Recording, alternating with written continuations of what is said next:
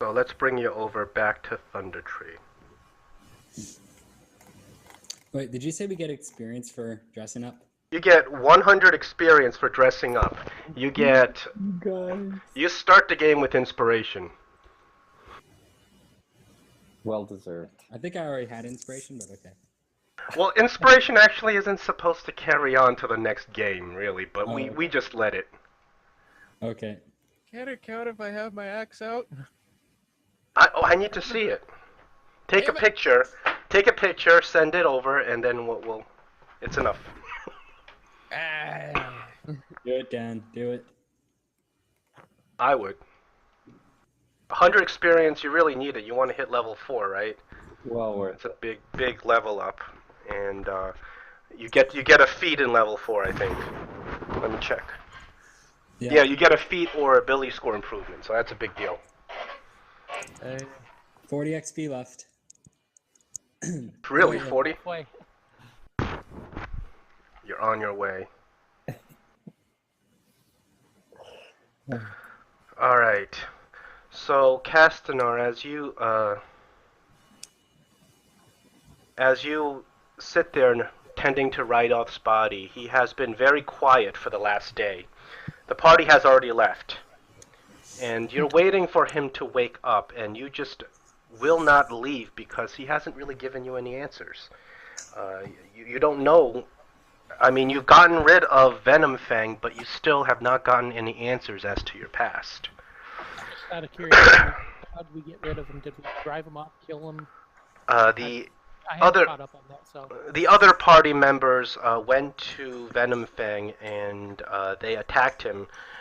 They tore down his tower and drove him off. He's still alive, though. Drove him off. And he's still alive, and he has sworn revenge. Since then, you don't know this, but the other party members have traveled down to Neverwinter for a short visit while you're still here. This is about the second day that you've been tending to ride off, and still nothing really stirs as you look at his lifeless body surrounded by vines.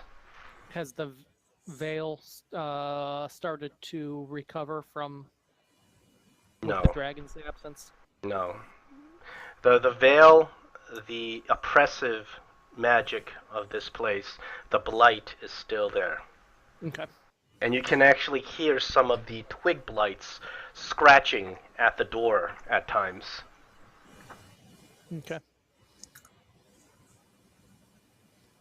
think it's a good time to ensure my good berry supply is available. Because I'm not leaving. So, I have good berry. as you behold Rydolph's body, it appears as if it's lifeless and dead.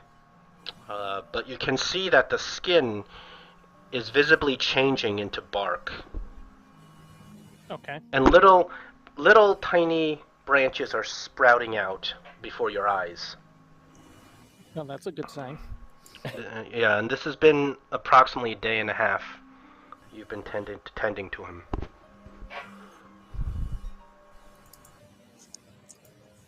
Well, I will continue.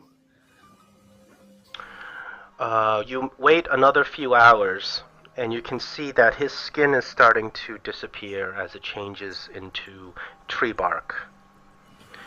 And the little branches growing out of his skin get bigger and bigger, and leaves start sprouting out of them. And they start turning into vines as they circle each other and grow upwards. Now, this is an interesting metamorphosis. It appears that Rydolph is turning into some form of plant or plant spirit.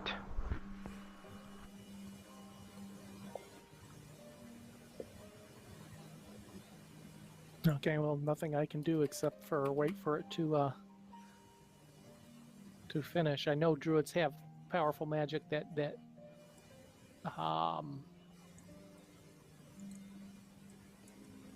can turn them into trees and similar. So you continue to wait for this transformation. Another few hours pass, and Rydoth's body does not even appear to be a human body anymore. It doesn't even have a semblance of a shape of what he once was. All you see before you is a tree that appears to be an oak tree. And then it starts secreting a little bit of golden sap as the branches start growing up and out of the ceiling of this little I was hut. gonna say, I might consider remove. I presume it's like a sod, not a sod. It's What's the word straw. I'm thinking of? Okay, Yeah, it's a straw Um, ceiling that Rydoth appears to have constructed recently when he came to settle here. And the tree just grows out of it. Okay, good. I was gonna say if it was wood or something, I'd have to Yeah. make room for him to grow through. So what are you doing now? Just kind of watching still? Watching, tending. I mean, not much to do. The only thing I might do is make sure there's a plentiful supply of water. As you tend to the tree, the moment you touch the tree, very powerful jolt of energy just courses through your body, and you sense a presence coming to you. It appears to be speaking to you, not directly, of course, speaking more so psychically Okay. to your mind. And the spirit whispers, "You are still here." I am Master Rydoth. I would think that you would have gone by now. But it appears you will not leave until I reveal to you your truth. That is one reason I am staying. I've stayed also to ensure that you were still okay and aware that the beast has been driven away.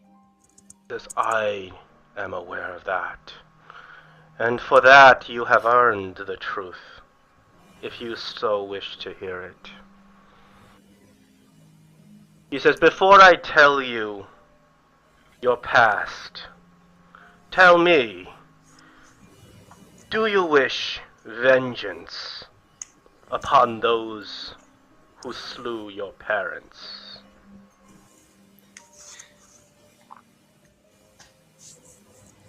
I wish to ensure that those responsible are not able to orphan others.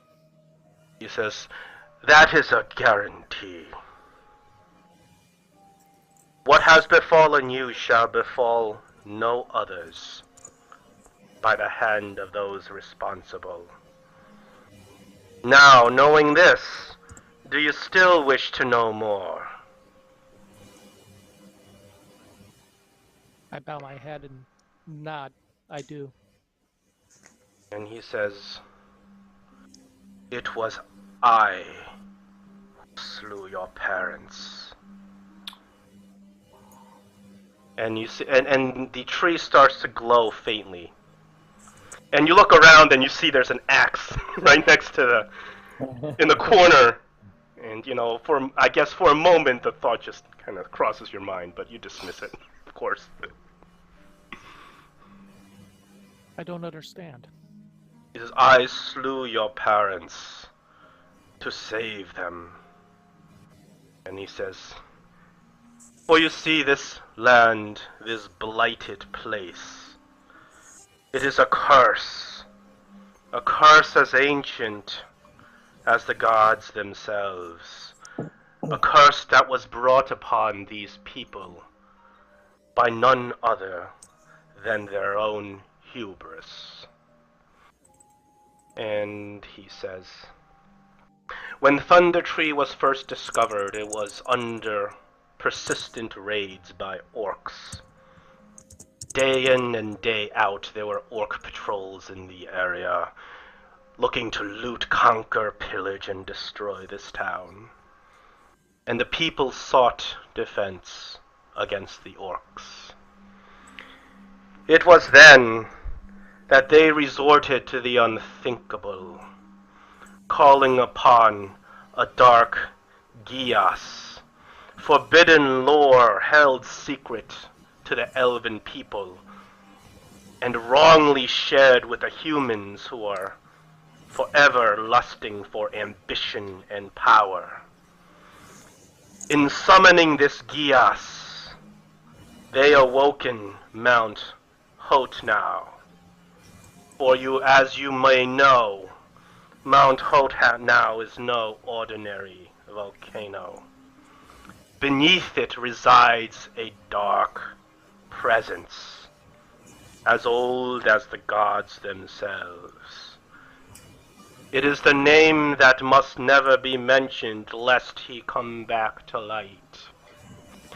Radoth, one of his vines, goes down into the ground and scribbles this name.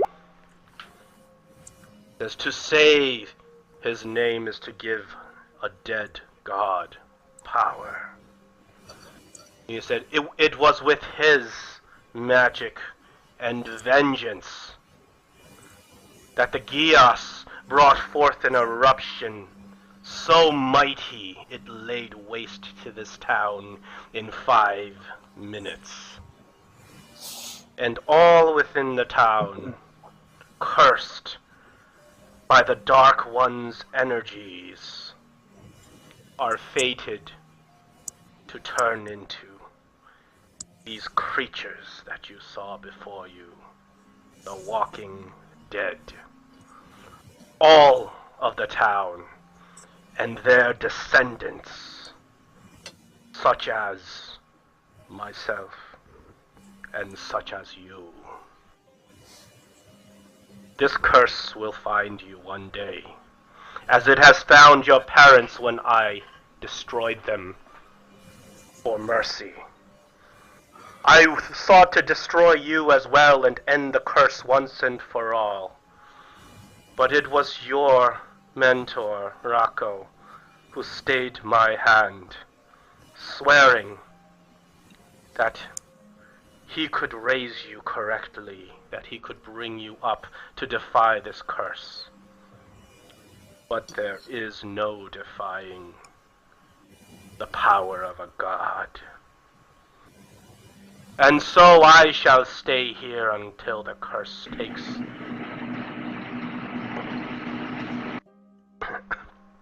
until the curse takes me as well. Once every person blighted by this land falls dead, the blight will end. He says, if you have true strength in your heart, you will slice your own throat to save this land.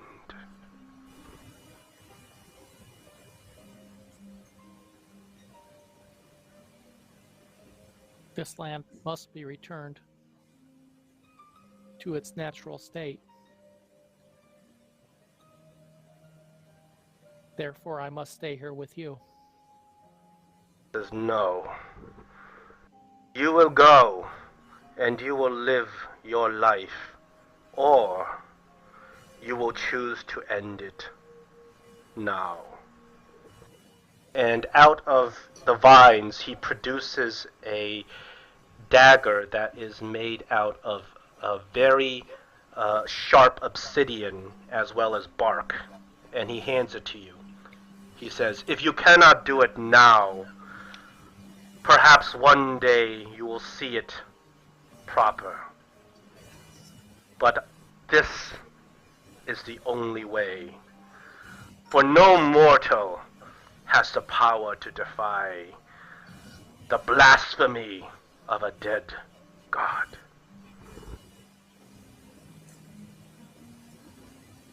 I know not when you will turn. Your parents were many, many decades older than you when they did.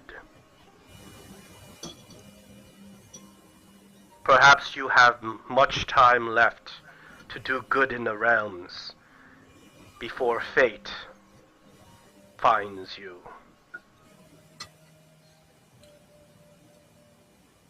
But what good would I do? But what good I would do would be undone should I become what you say I shall. You will know when you are turning. Your skin will change. Your heart will slow.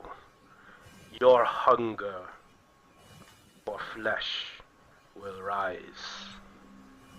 It is then that you must use this. And the vines are handing the dagger to you. I take the dagger and hold it He says, no in my palms. creature in the realms, no mortal creature has the right to live forever. Nor do I, nor do you. It is what you do with the time allotted that matters in your life. Go now. Join your friends.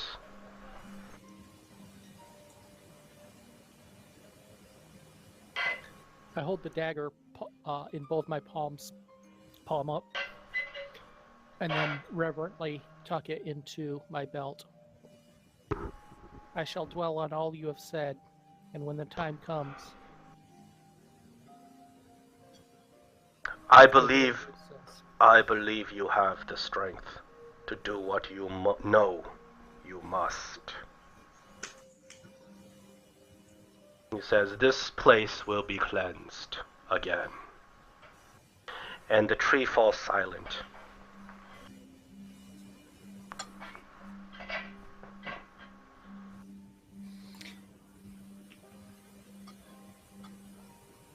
I collect some of the vines from the tree and fashion a sheath for the dagger. Basically. It appears to be one of the most well-constructed daggers you've ever seen, although its materials are completely natural. You know that no forge could have made this. This is something that's clearly made by magic. You sense a faint. When you touch the knife, it makes you feel very uneasy. There's something about it. There's some sort of enchantment to it, but it escapes your ability to figure out for the time.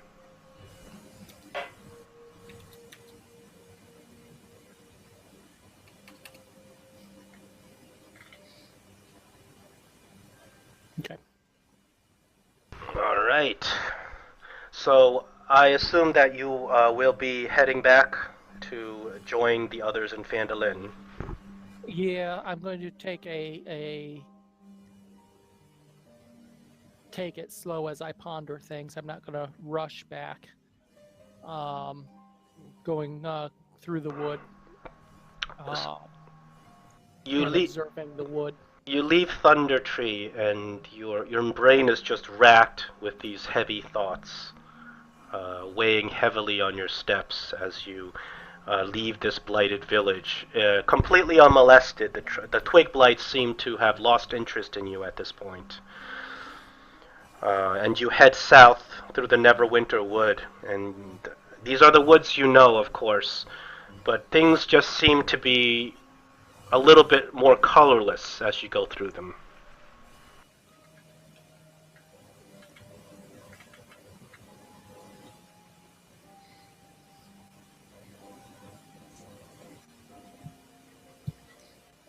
I'm just daring something to interrupt me.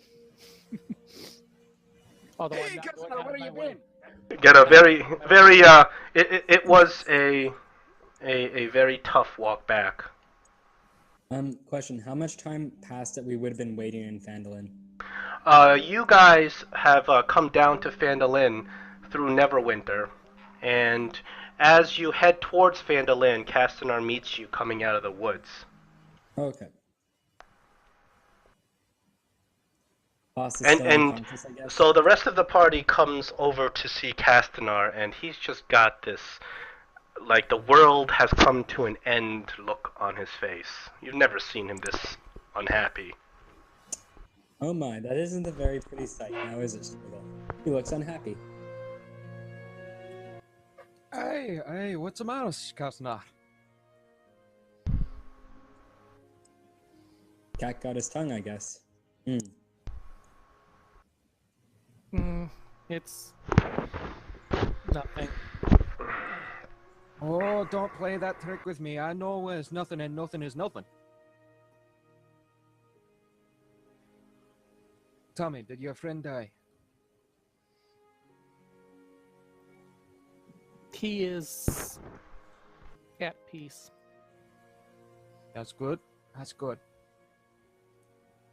I didn't have much long to know him, but he was sounded like a good man. He was. He did what was needed. Aye, indeed. Did you find the answers you were looking for from him? I found answers, yes. I guess not the ones you were looking for, I guess. It was the truth. That is all I needed.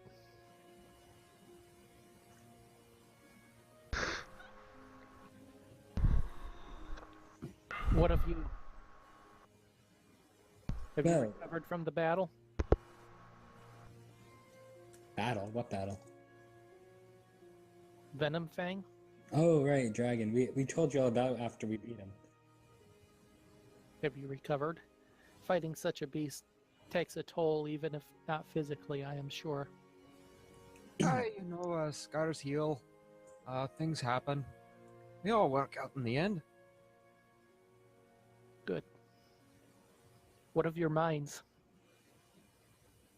I look at dragons a whole lot differently. For one thing, I didn't think they were so huge. And I know one tower won't hit them. Dragons are large, that is true. Even the babies. But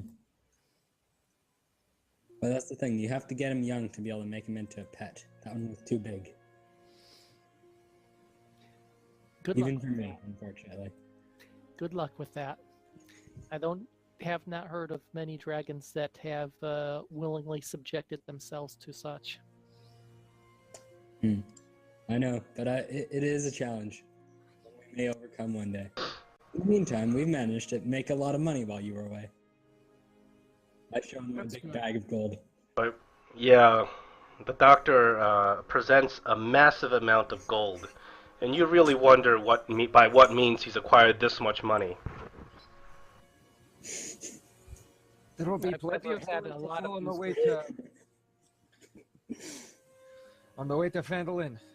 Now go on, Castanar, let's go on the horse. Oh yes, they are of course mounted on steeds. Another thing you notice is that Schmigel is wearing a bright set of plate mail now. He has a cloak with the emblem of the Neverwinter Lord's Alliance on it. A Lord's cloak. No, not that I would know what that is, but Oh, perhaps you do. the plate Yeah. armor's nice. But the emblem of Neverwinter is something that's commonly known. Hey, thank you. I got it a good deal at a good iron forge. Nice. Oh, that's right. I'm wearing different armor too, aren't I?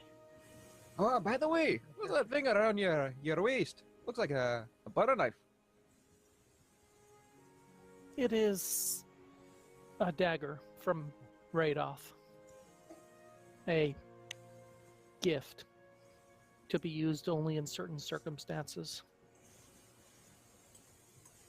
What kind of circumstances? He said I'll know it when it arrives. Spooky. Yes, spooky. then everything about my life is spooky.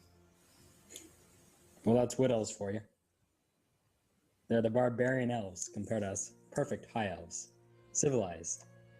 God damn it. Okay, I can't get my... Caster, can you hit him for me? I'd rather not at this point. I might actually do some harm. And pass me that dagger. I want to show him something funny. This dagger is for my hands only. I See? can... Respect the elf. Schmiggle. Orphan rage rising. Alright, so you guys gather your horses together and ride them south into Phandalin. As you approach the town, however, you notice that there are a couple of changes in town from before. As you approach the town of Phandalin, there's a huge banner hanging right at the town gates. It is the banner of Neverwinter. And you see a dozen horses that are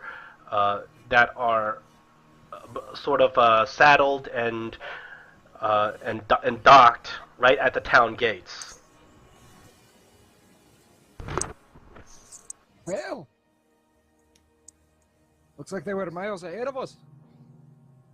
How long have we actually been gone from our first 5-6 days, something like that? Yeah, about a week. Yeah, you guys have been gone about a week since from Phandalin itself. Right, because we headed east first and then north. Okay. The banner of Neverwinter, it's a white eye against a blue background, flies heavily in the air, flapping as you walk through the town. And you look around, and it's not much different, except you see a couple of armored soldiers wearing chainmail, patrolling the streets. Mayor actually return with aid from everywhere? Because he had disappeared before we had left. Yeah. Oh yeah, he's back. One of the soldiers comes up to you, sees Schmigel, and salutes you, my lord. I salute back. Hey. At the ready, my lord. Very good, very good. And I get off the horse. Tell me the situation of the town. Says, we have arrived a day ago. We have secured the town. He says, we are making a combined effort with some members of the town to search for remaining red brands. There are about 12 of them out and about. We have captured 3 of them. They are in the prison for your interrogation, my lord.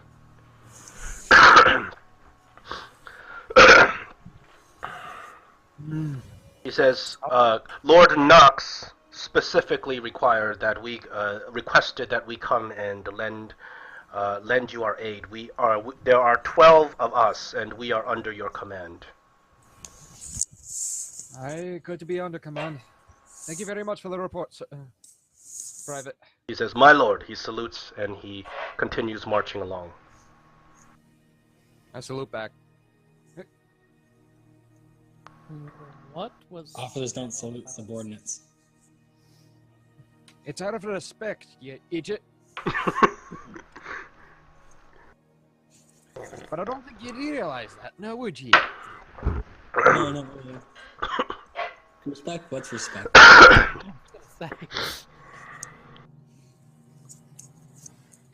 Hey, it looks like there's been work ahead of me. First things first. You guys get settled down at the pub.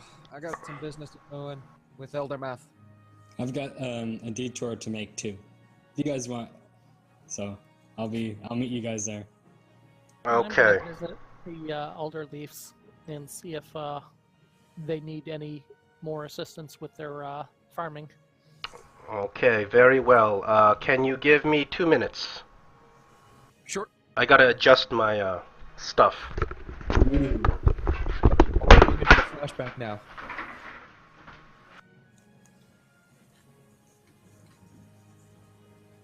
Do you guys have any ideas what would be a good abjuration spell I should learn? Abjuration? Yeah. Level 2? Level 2 or level 1, that'd be really Level useful. 1 or 2, just a second, I can come up with something for you. Because all the interesting abjuration ones are higher level. Wizard. Because I think I'm going to take detect thoughts, because reading people's minds is always useful. And I want another idea, another spell.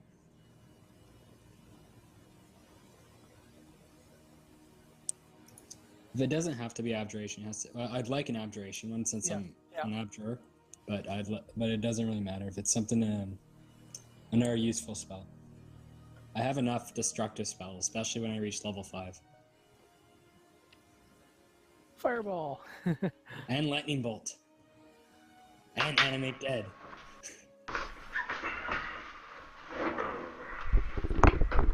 I haven't actually paid that much attention. Do they, in 3rd edition, when you specialized in one school, it kept you of others? I don't think that applies. No, in 5th edition, if you specialize in one school, you're not restricted from casting. That used to suck a lot. And nobody specialized in the school opposite of evocation. Oh, I did. Oh, you did? I did. Yep. Mm-hmm. But then again, I'm playing a wide variety of character types, so I didn't want to be a blasting mage wizard. I think that is true. If you have a really good party, and you know everyone knows their skills, you don't have to be a damage-doing mage at all. Mm-hmm. You can be a buff mage. You can be a crippling mage. You can be a stun lock mage. Yeah, I like I like the abjuration school. I like the illusion school. Yeah, illusion's fun. If I had a pixie pet, that would be perfect. I'd definitely be an illusionist. I love the enchantment too. That's your hold persons and sleeps and that type of stuff. I'm looking up some spells right now. Alright, so why don't we all roll a d20 to see what turn we go to? Because everyone's going different directions.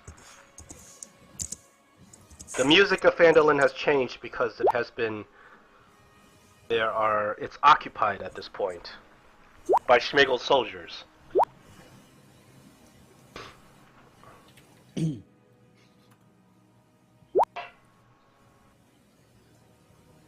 Nimbex, I can't hear you. Not at all? Oh, now I can hear you. You're just not present on my in the player list. That's why I didn't know you. I thought you weren't there, or you were talking and couldn't hear you. The doctor, you're up first. Okay. Where are you heading off? I know where you're heading off to. You do. I know. But just 1 second.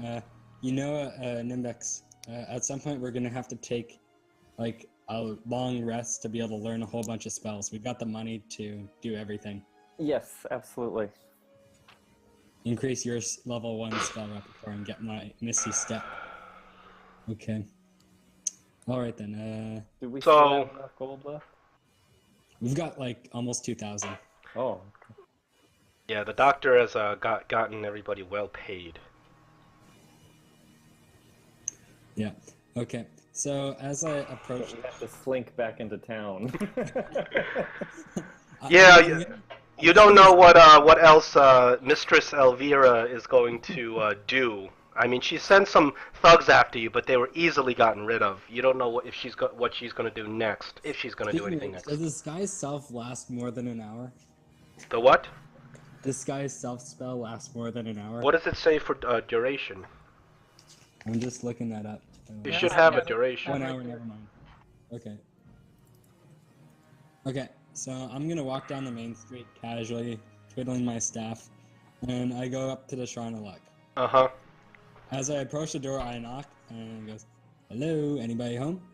The door creaks open slightly, and you see Sister Grail, where you'd left her off before. She's at the altar, writing in her little book. And she's, "Oh, well, Doctor, what a pleasure to see you again." The pleasure's mine. I have some interesting news for you. I Oh? met with our, a mutual acquaintance, I guess we could call her. Her eyes widen, and she says, "You did. And? And, well, I might need a little bit of persuasion before I say anything. Oh, she's like, "Oh, you." Anyways, we the I Oh, asked the you banshee flirt. about the war belts. Hmm? She says, "Oh, you flirt. Very well." And she says, "Why don't you tell me what I need to know, and then I will give you the reward that I promised you." Well, when I conversed with the banshee, and she told me of what befell Gentle in his spellbook. She looks at you wide-eyed, kind of nodding for you to continue. He is currently held inside of May's spell, up somewhere in the Icewind Dale. That figures. I knew he wasn't dead. Mage that powerful could not die. Of course not. Mages are awesome. Anyways, his spellbook is also apparently still intact inside his tower up in Icewind Dale. Icewind Dale. So it could be recovered.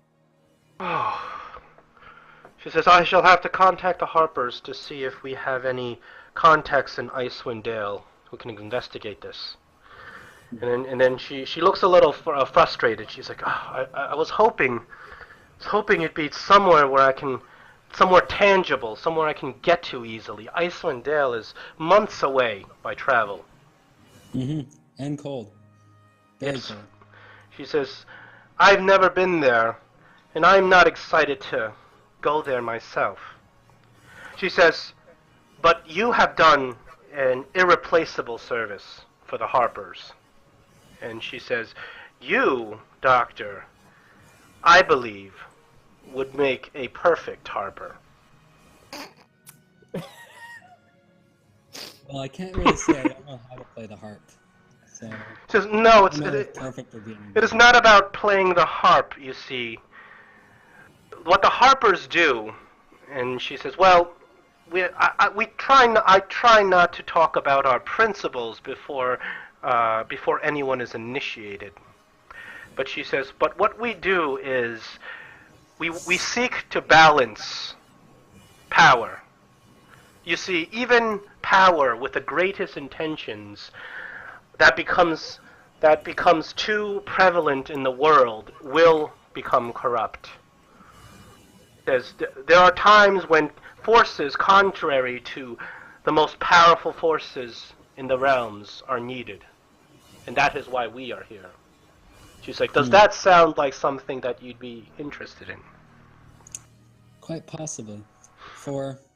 But I have no idea, because I am a mage. Tell me, what is your position? What do you think of Bogental? She says, "The knowledge contained in his spellbook is immense. It is power. It is something that in the wrong hands will cause catastrophe, and in the right hands can further nations and help us evolve." And she looks at you. Would you believe that my hands would be the right hands for such power? She says, "Raw power is neither good nor evil. It is what is in your heart and what your intentions are and what you do with your power that defines its alignment." And then she says, "Tell me, then, what would you do if you had such power?" Probably travel all the planes in existence. "Yes." That's about it. I'd just do that. She says, "Well, it appears that you must expand your mind. To travel is a wonderful thing. To see the planes, to see magic in its raw essence in an ethereal plane would be a fantastical thing indeed. But you have to consider your actions and how your actions affect the planes themselves. For with the power in Bogental's spellbook, not only can you travel the planes, You can turn the planes. Turning the planes. What do you mean by that? Like You can destroying warp. them? No, there's no destroying such things that just are in the universe, such as planes, but to warp them, to extract the power, to summon, to abjure, to shape things with your own will. That is the power contained in an Archwizard spellbook. Now that you mention it, when I first came here to Phandalin, the person who was in charge of the Red Brands was a dark wizard. I did not like to see a wizard who should know better abuse his power. If I had the power of that spellbook, I would probably fight.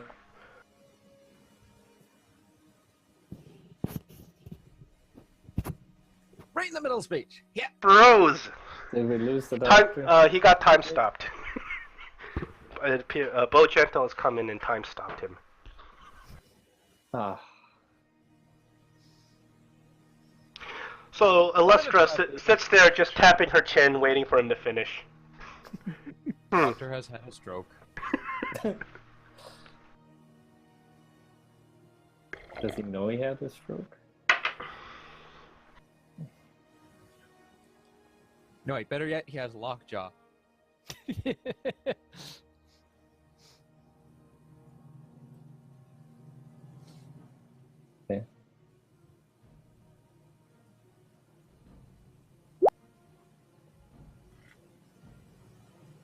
Just sent him a reminder.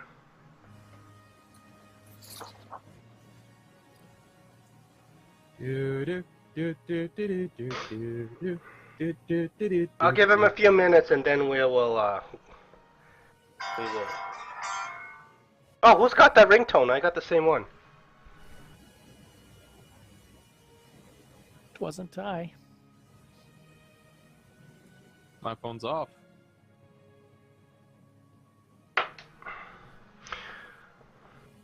Okay, we'll put that on hold for a second. I'm gonna move on to the next in order. Nimbex, you rolled a 12. You're up next. Is there anywhere specific you wish to go or do in Phandalin?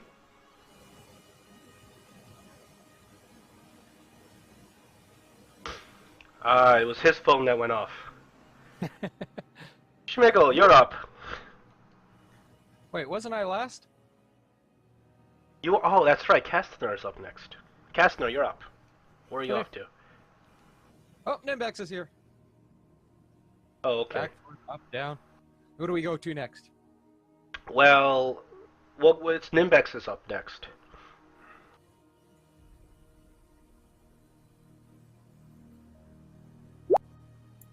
There you go. Hello. Okay, Nimbex, you're next in order. Where do you wish to go in Phandalin? back? Yes.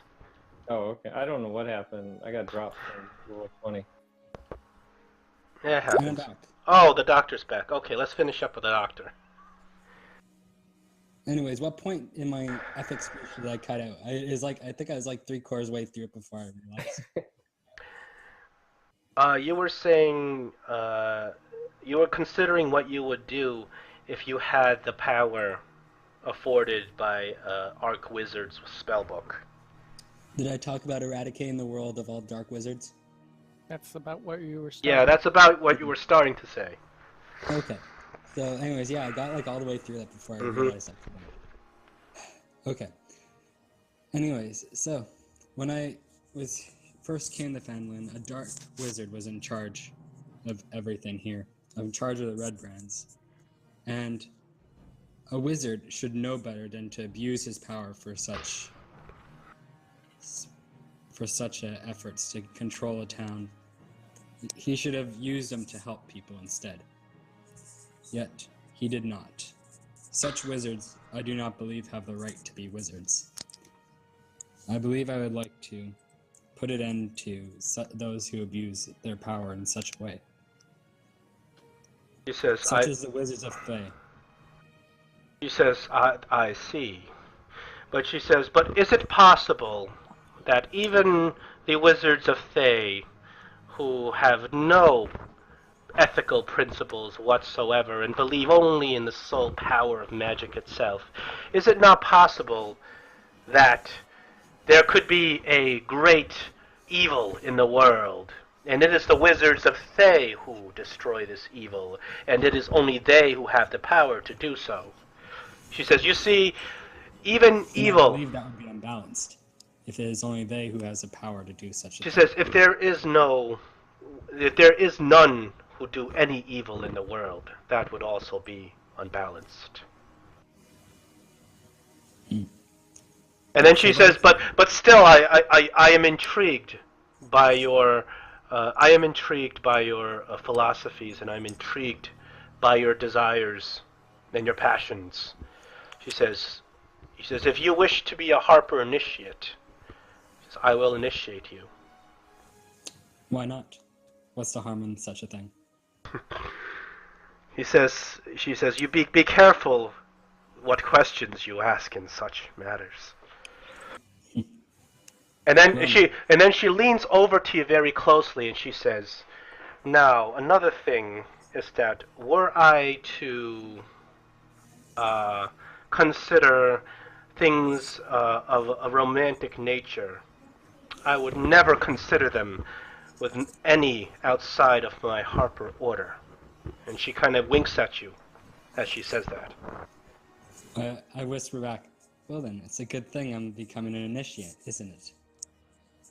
She hands you the reward that you were promised earlier for completing the task, which is a scroll of protection from good and evil.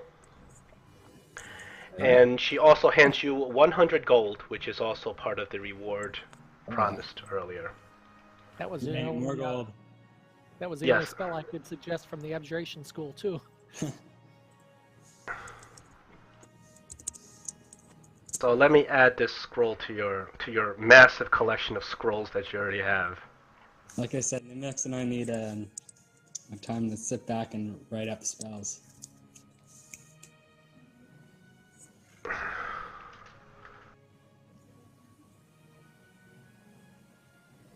Okay, and you added the $100? 100 gold? Okay.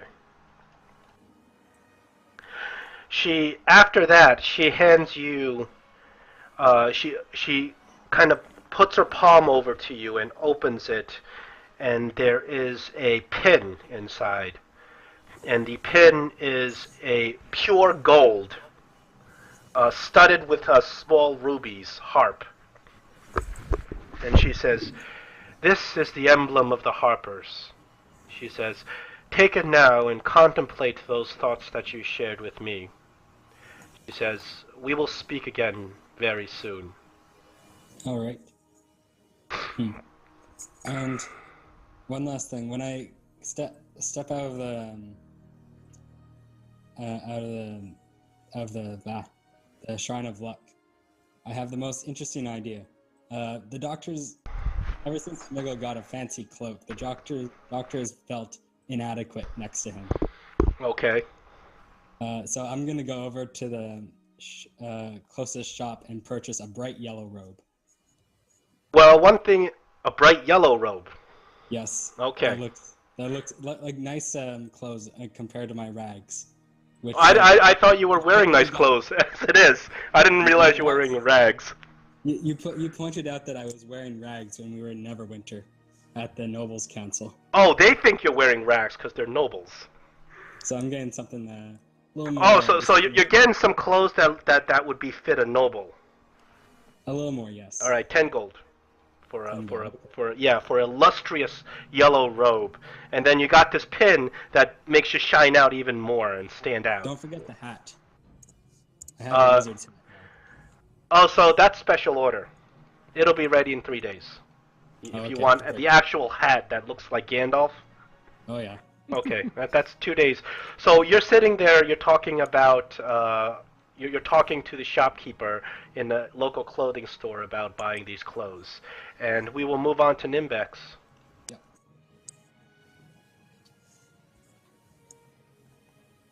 Nimbex.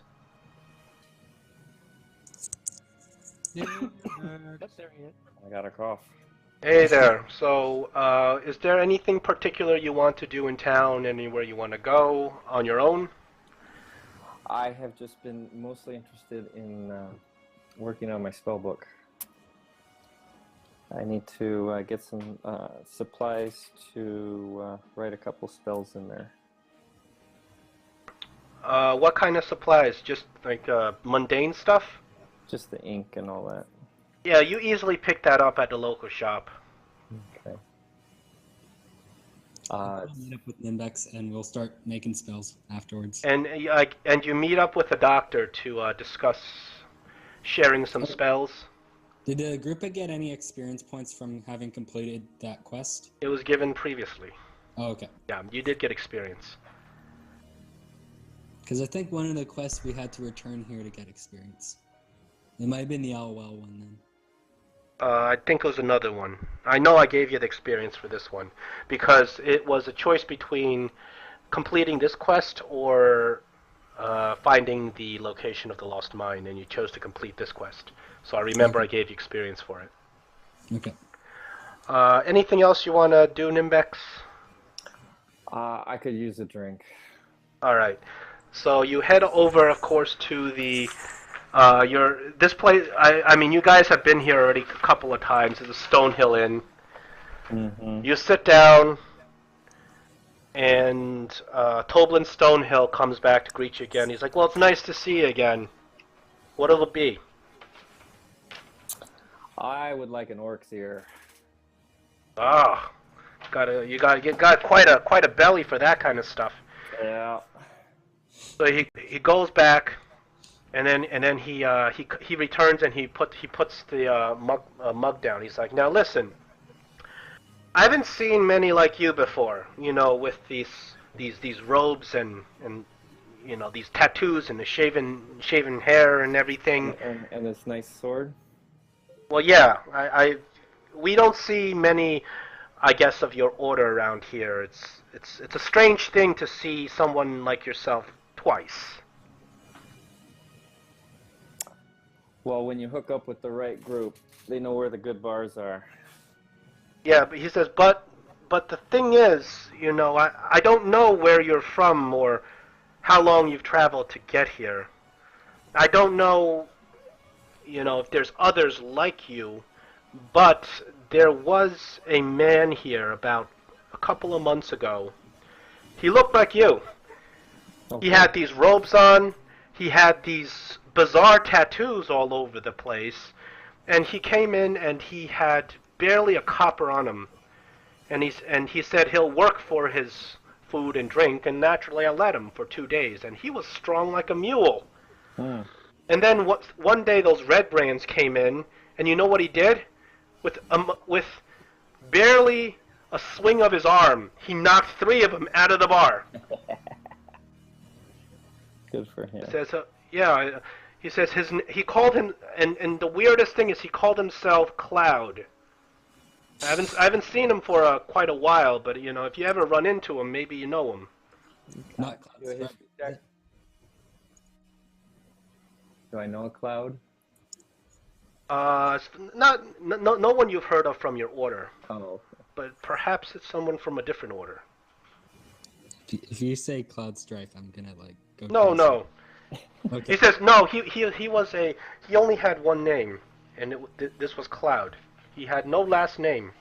He had no identity, and he wouldn't even talk about it. He did not wish to discuss his past. We are a quiet lot. He said that he was traveling south, though he would not discuss where, and he said that of extremely important matters. And he had this pair of gloves that I've never seen in my life. They looked like they were leather, but they fit so perfectly to his hand as if he was wearing no gloves at all. Mm-hmm. Have you ever heard of those? Mm-mm. He's like, you seem to be a lot more talkative than he was, so, you know, I'm a little bit curious about this guy. I'm a quiet one. Yeah. But anyway, you can continue your drink. Ah, thank you. Alright, so you finish your drink.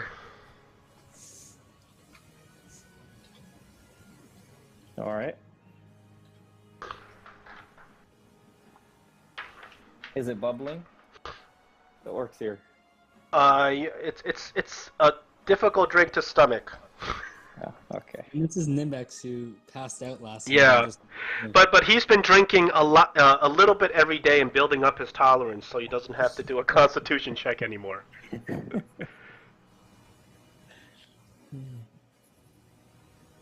I have some sturdy comrades that I gotta catch up to. Oh, very well. He says it's always nice to see you. And an orc please- here is the best way to do that.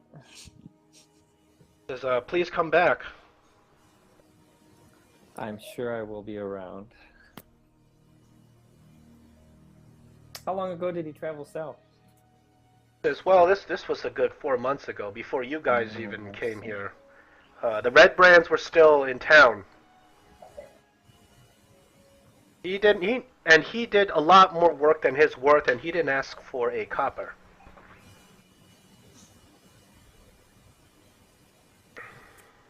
Well, it sounds like us. But I'm still curious about this man and his gloves. What were they made of? Did you actually touch them? He wouldn't let me. Oh, yeah. Okay. It is as if when he puts the gloves on, they stretched to fit his hands perfectly. I've never seen any leather material do that. Mm.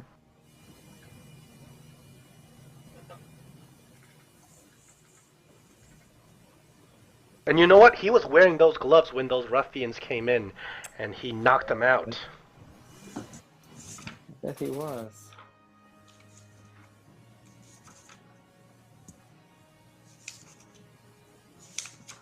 As well, if you ever meet this man, and I'm assuming you may, since you two appear to be of the same order or same land, if you ever meet him, I'd be curious to know more about those gloves.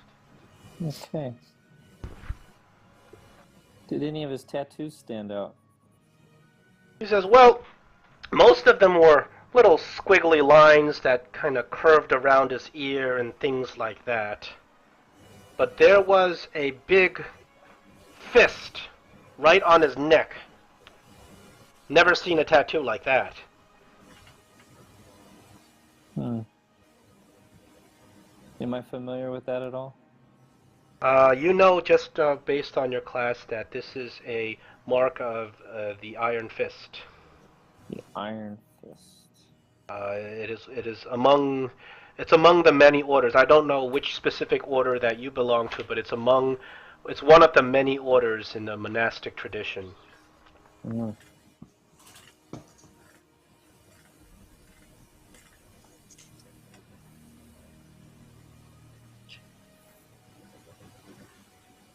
Okay.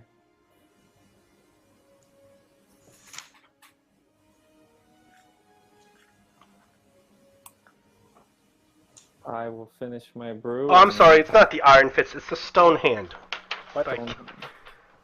I think of Iron Fist when I think of, I rule with the Iron Fist. It's hard to get confused. It's easy to get confused. It's a Stone Hand.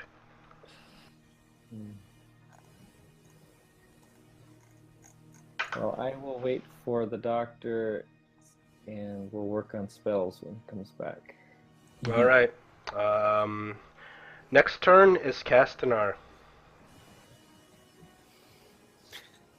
Okay. Off to the elderly farm I go. As you as you enter the elderly farm, you see Quaileen.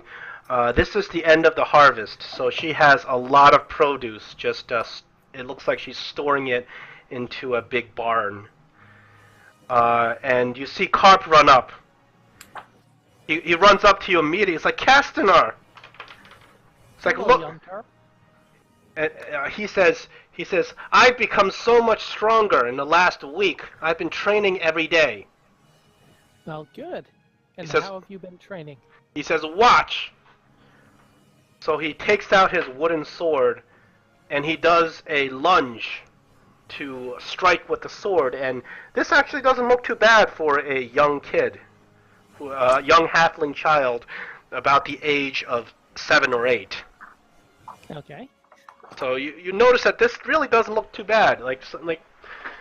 Somebody must have taught him this. Not bad. Not bad at all. You've been doing this for just a week, have you? Yeah, I've been watching the soldiers train, and I'm gonna be one of the Neverwinter soldiers. Well, I'm sure that they would be glad to have you when you're properly trained and old enough, of course. He says, but I'm ready now. I'm ready to take on monsters. Well, soldiers aren't ready to take on monsters. It's like, sure they are. Soldiers fight orcs all the time. I want to fight an orc. Now, they take years to be ready to fight the orcs. Let us go. Let us. He's like, show me an orc, and I'll kill him with my sword. Let's see. Harvest time, plenty of straw. I look to Quaileen for approval. She kind of looks at you, and she just, yeah, well. If he's going to have his mind set on it, he should be put on the proper path now, before bad habits take form. She says, "There's no stopping him. He's just like his father. He's like that little rascal, his father. Thought that he was some powerful adventurer, thinking he can go raid ancient tombs and mummies. He got himself stuck in a spiked pig trap. The end of his pathetic existence." Now, we must ensure that that doesn't happen with young Carp. He says, "Oh, well." He says, "Boys will be boys." Aye. And who knows what the future holds for him. But I can at least ensure that he does not start with bad habits.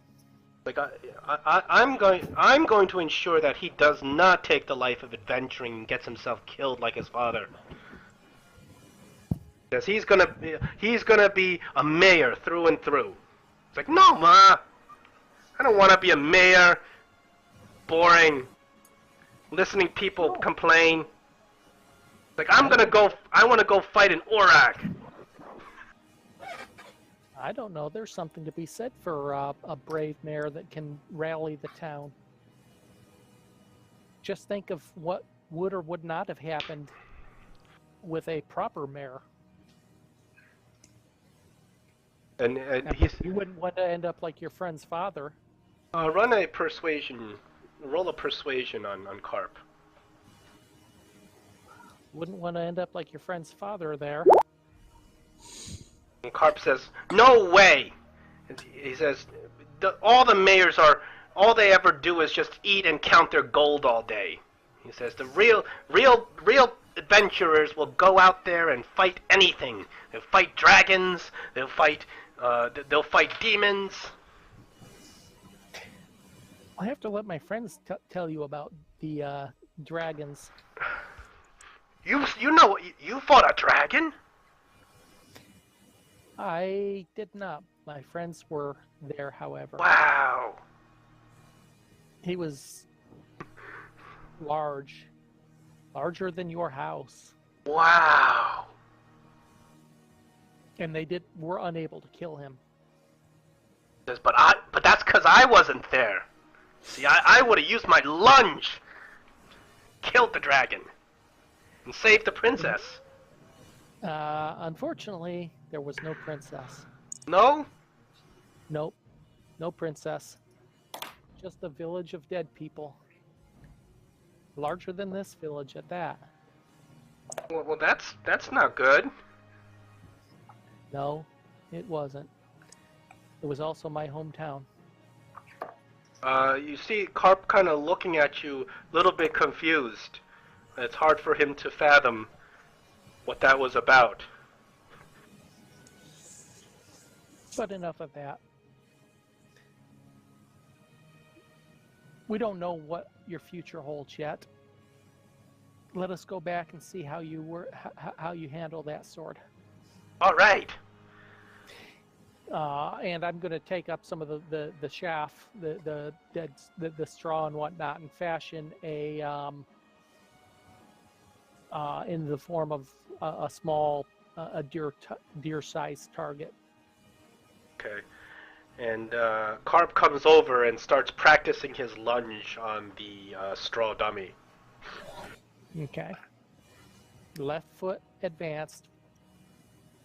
Turn the other, and just sort of guide him a little bit. It's like, you will fall, chimera of evil! And he lunges again.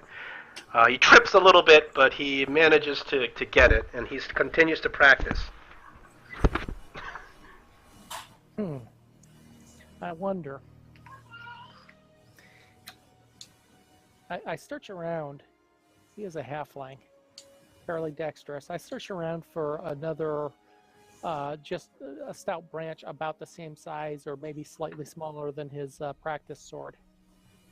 You can find a branch or stick that's Okay. a little bit smaller. Have you thought about this? And I show him a basic two-weapon type. And see how he see how he handles them. He says, but that's just a stick! Halflings, I understand that, and eventually we might get you I just want to see. How about that cool looking knife you got in your pouch? Can I see that? Unfortunately, nobody can touch this. Oh. It has special purpose. Even I don't know when I will be able to use it. I only know that I will know when the time comes. Well, how about that big glowing sword you got? Looks like it's got an eagle claw. Can I use that? I'll draw that out. Make sure he realizes it's twice his size. He looks at it and his eyes just glaze over. Oh. No, I want to see many of the best fighters are able to use two weapons simultaneously. I want to see how you handle. I understand it's not a sword, but it has the right size and weight, and I just want to see how you handle. And I show him a couple simple moves. I'm obviously not a master of the style. So he, you notice that being very quick and dexterous, he's able to do your moves with the two small swords a lot better than he was just doing with that one large wooden sword. Okay. I want you to practice this for the next month or so. And I show him. He says, but none of the soldiers are doing this. No, they're not. They're also not necessarily capable of doing this. It takes a special type of person to be able to handle two weapons at a time. He's like, all right, Master Castaner, I'll practice this all month. And he I'll teach you some other. He continues to practice dodging, parrying, and striking with his two makeshift weapons. Falls down a couple of times because they are pretty tricky. Mm-hmm. But he looks determined, and he just continues to practice. Now, remember, these are practice weapons. Don't attempt to use them until you have some proper practice and real weapons. They will not work against even a real animal of this size. He says, I'm no dummy. I know these are just for practice. Do an intelligence check. I can do an intelligence. Whoops. 22. Yeah, he's smart enough to understand that he's not going to go try to attack anything with these practice weapons, it appears.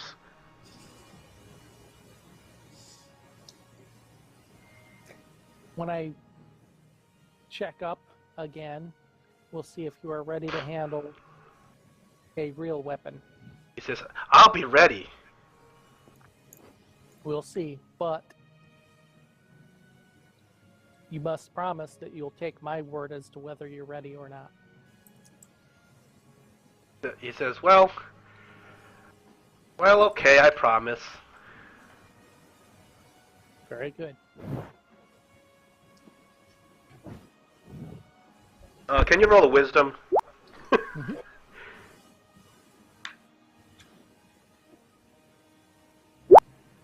Alright, you believe him.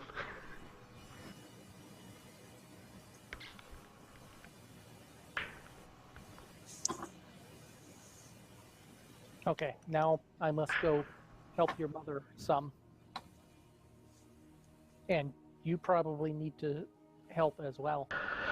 The chores won't get done by themselves. It's okay. He kind of drags his feet along into the house to do chores.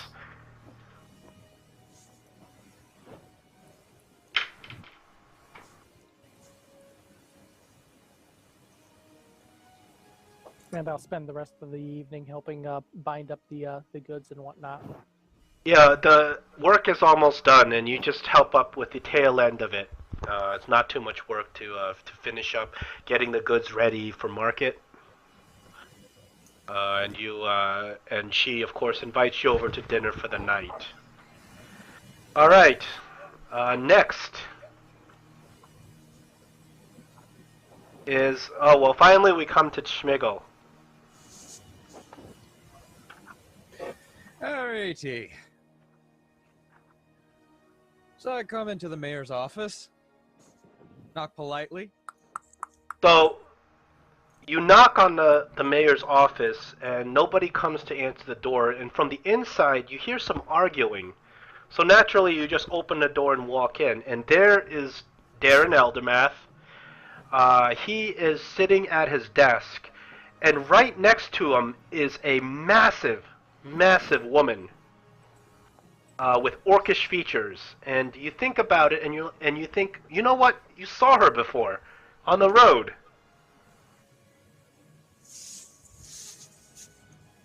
Wait a minute. Whoa, hello there.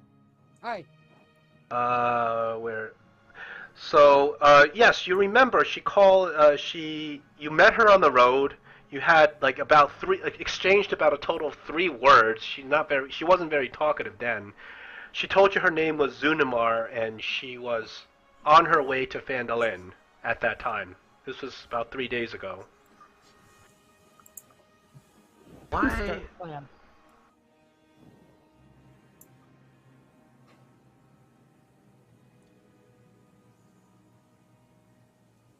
Oh, something wrong? Oh, I'm waiting for. There we go. I was waiting for Roll20 to update the token. So this. See a map here anyways. Is that normal? Any what? There's no map anymore. Maybe we need to do a group refresh. Okie doke. Alright. Because sometimes... Group refresh.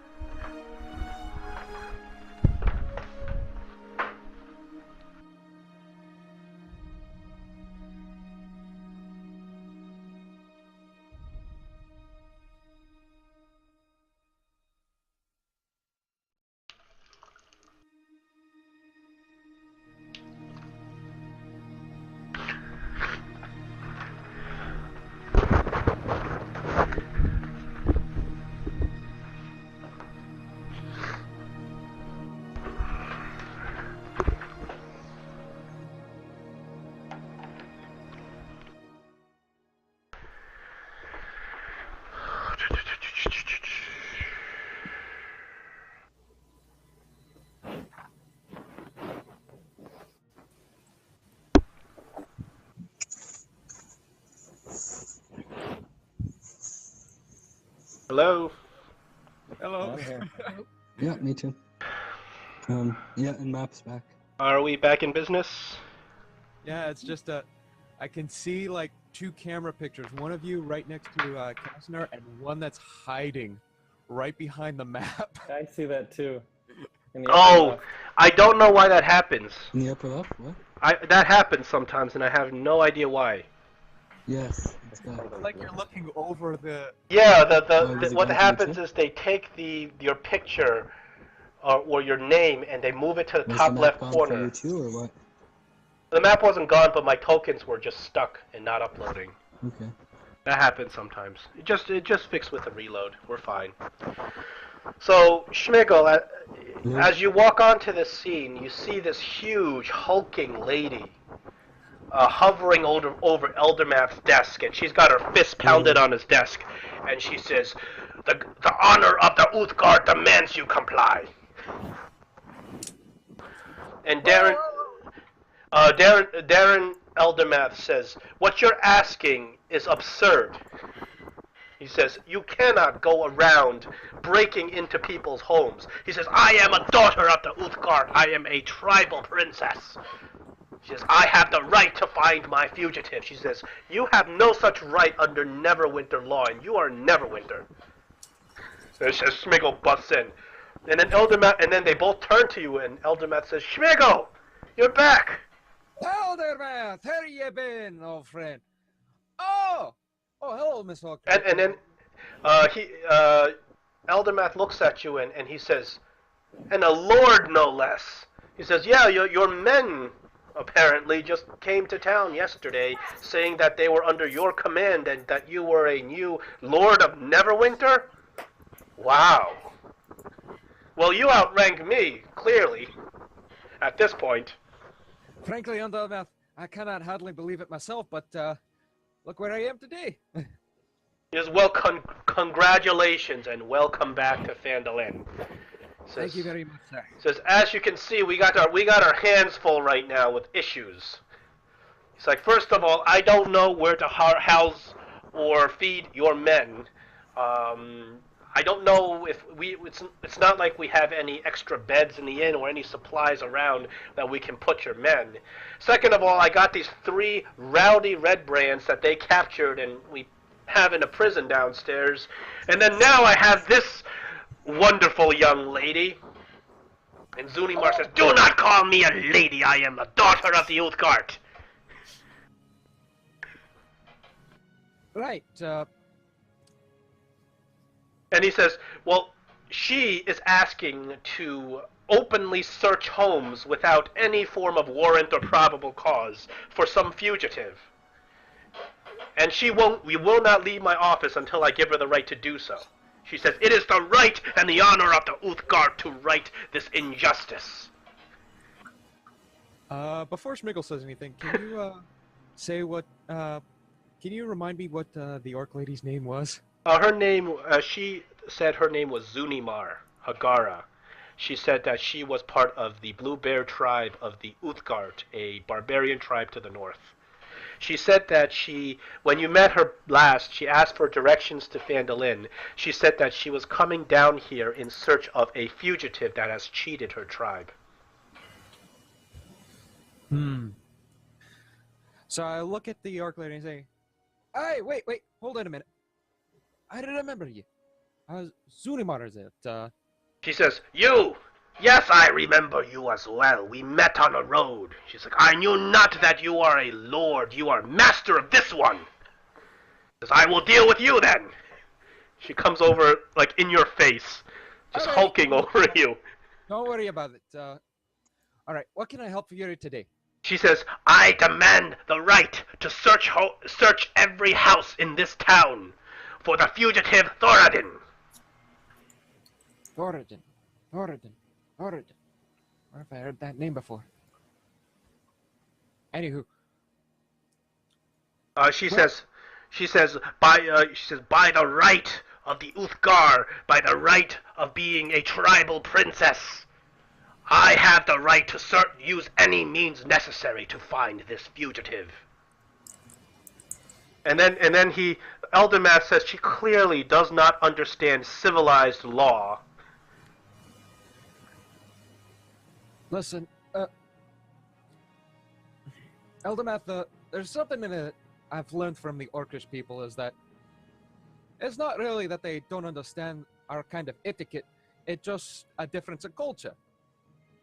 But how can I let her just break into every single house in Phandalin and raid the house and search without any evidence or probable cause? That's what she's asking. You don't. That's the thing. What we do, however, and I look at Zunimar, is that we will help you in every way we can without having to disturb the citizens of our community. She says, well, you will help me. She says, yes. Then you can find this fugitive for me. Yes. And then she kind of starts contemplating this.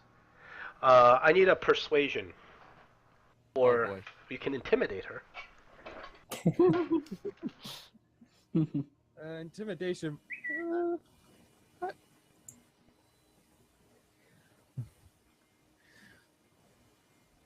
I can do an intimidation, but I don't think it'll get me much far, or else club to the head. I'll go for persuasion. Why not? Well, she's not exactly jacked up on wisdom, so. Alright. Did they change the character sheets a little bit? Not that I've What was the noticed. date on it when it was last updated? When was it last updated? Oh, check. I didn't see any difference in mine, really. No, I don't see any difference in mine either. Oh, maybe it's just some sort of error. Well, anyway, her wisdom is not that great. She's ragged. Okay, she looks at you and she says, "Well, if you can find me this fugitive, then I can wait here patiently." And Elderman said, "Not here. You go pay for a room at the inn like everybody else." Says, "But I stay in the chief's hut. I am daughter of the chief myself. I will not go to a merchant hut." Then you will still stay with me. Good sport. She says, "Very well, I stay where you stay." And she follows you out. She follows you from at this point. She is carrying a massive weapon strapped to her back. It appears to be a great sword, serrated edge. Oh boy. It is as tall as you are, Schmigel. Oh boy. She took my sword. Thank you for complying with us, Zunwar. I know it's a real hassle, but I didn't realize we were dealing with royalty here. She says, "It is good that this dwarf here knows proper respect." Elderman throws up his hands and just shakes his head. Alright. Well, now I'm here to solve problem number 2. Eldermath, and I say, "So, what are the prisoners you told about?" Downstairs, there's 3 of them. 2 of them don't know Jack, but there's one of them, he knows something. He's holding out. And I gotta warn you, Schmigel, I don't know how much you know about some of these bylaws in governing. I know you're a great soldier, but Neverwinter prohibits the use of torture of any type to extract information from prisoners. And you know, if you were to harm this prisoner, I would not particularly report you or anything, Schmigel, but just so you know. I understand. Just one thing. You by chance have a good swig of brandy underneath your desk? I know that usually mayors have one at least. Just, well, sure. And he takes out his drink underneath. All right. I also have an apple pie here. What? I got some fruit. He looks like, what else do I have? You know what he means by apple pie, right, Schmigel? I have 3 loaves of bread. I have a big pork loin. Starts taking out all this food from underneath the desk that the previous mayor had. Mabel blinks for quite a bit, just confused. Mayors are very strange. Anyways, I'll need 2 glasses for that. He hands you the wine, or the brandy. All right. And I take the brandy and I put down my pack. All right. Watch this. And I take off the cloak and I go downstairs with just my armor on. So as you head downstairs, you can see that there are 3 men inside the cells. There are 2 men to the left and 1 man to the right. And the 2 men to the left immediately hit the bars and they say, "Let us out, please! We repent, let us out!" The 2 men on the left. And the man on the right folds his arms, looks at you, and says nothing. He seems to be a fairly young man. He's got a little goatee. He is dressed like the other Red Brands. But you see that he seems to be a little bit better, have a little bit better hygiene than the other 2. And he just kind of looks at you, sizing you up as you walk down there. Hey. So I look at the 2 hanging towards the bars and I say, "All right. Let me out, please! Come on, I have a family. I told you. I repent. I'm never gonna join anything like the Red Brands again." Now hold your please for a moment. I just need your friend off to the side a bit. Your 2 can hang a wee bit later, but I'll take care of you later, and we'll all get this settled through due process. Don't you worry, soul. They look at you forlorn.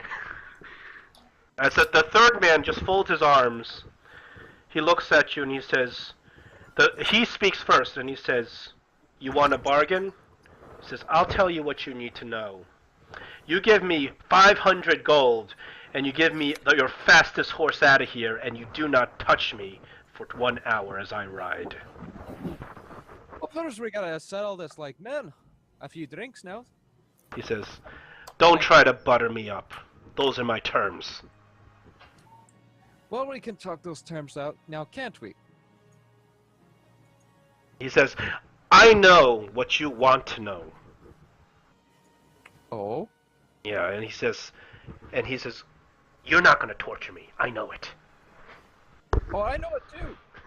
I'm just here to talk. He says, "I don't care if you live. I don't care if Grawl lives. I don't care if your dwarven friend lives, and I don't care if the spider lives. I just want mine."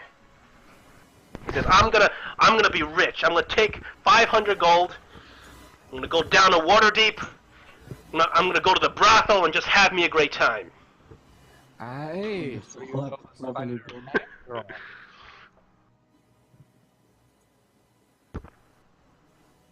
Well, at least we're open to a debate now, aren't we? Not a debate. That's my offer. Or we can just sit here and stare at each other. I've been in worse prisons than this. Well, let's come to someplace a little bit more private now, shall we? Without our friends screaming their head off. He says, "Well, I am your prisoner, and I comply." And he puts his hands out so you can handcuff him.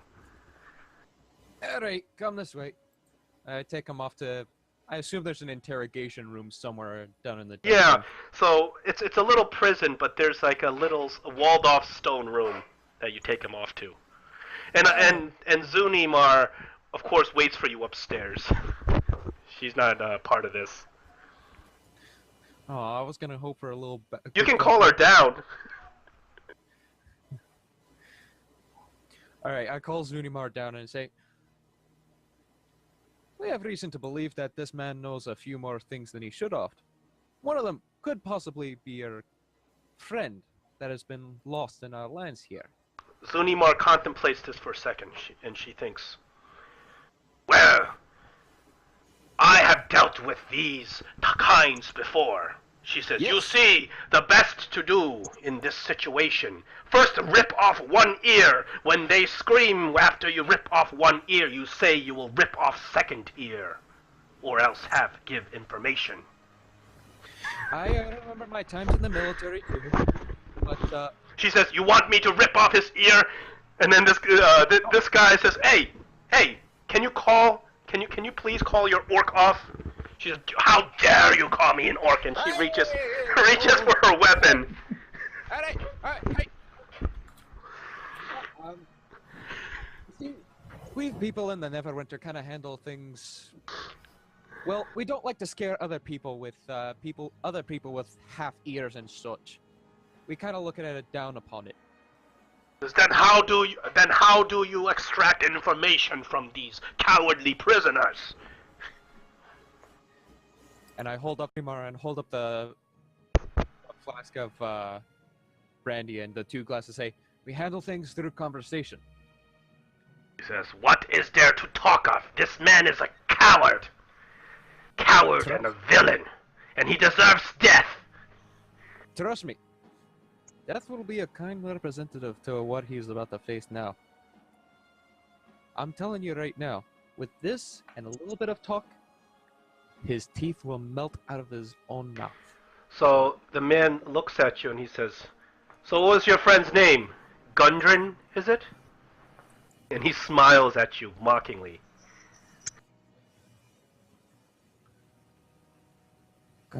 He may be dead already, who knows? Are you talking about Rockseeker? None other. Ah. So we all have the same very fine acquaintance. Now don't... I wouldn't call him acquaintance. When I met him, he was a prisoner. A prisoner of who? Well, that's for me to know and you to pay me to tell you. Let's start off with names now, shall we? And I pour the glass and hand one to him. My name's Schmigel. He takes a little sip, and then he says, "Stan." And you notice that he's very careful in how much he drinks. And he kind of sniffs it first, and then drinks. Sorry, I have no idea where the brandy came in the first place, so you have no worries about that. So, you know where Gundren is? I've been looking for a while. He says, "That I do." He says, that makes me important to you.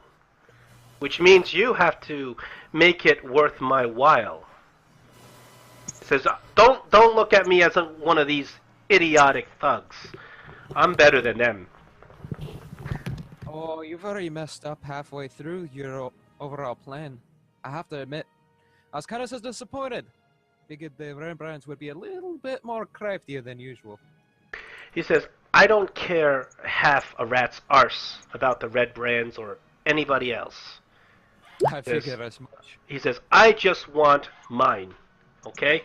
I want my money, I want my brothel, I want my drink, and I want to drink myself to death." Well, I got already one plan of that. Now have a sniff. It's all good. I take a swig. He drinks a little bit too, but he is very careful not to drink too much. He just sips. So, And he's like, "How do you have patience for this?" trust me, it's given me steel nerves after a long while. So she says, "How about I smash his hand? I smash his hand and he'll talk." And this guy looks over. He says, See, that's the other part of it. Uzumar is a very fine negotiator herself. I just decided to go myself first. and she starts cracking her knuckles. And he says, "Torture me?" He says, "Try it." Sorry, go ahead. Sorry. Oh, he says, "Just try it." He says, "You don't think I can handle torture?" Oh, I know you can handle torture. You, Red Brands, your friends, all the good old guys, they didn't last long. I know. They're a bunch of fools. Clearly, since you guys have managed to take down, what was his name, Glassstaff? Doesn't matter a lick to me. Well, you must have seen yourself pretty high up nowadays. On Spider by name. What was his name? Oh, the big baddie. What is it? Grohl. Yes, that was his name. This, I don't know any of them. I just have information that you So need. why'd you mention them once we came in through the door? He says, how else are you going to believe that I have this information? I've told you enough so you would know that I know. But I'm not telling you anything that's going to just give me away, shall we say? And who do you think will find out if you get carried away? Oh, who cares? They'll all be dead anyway.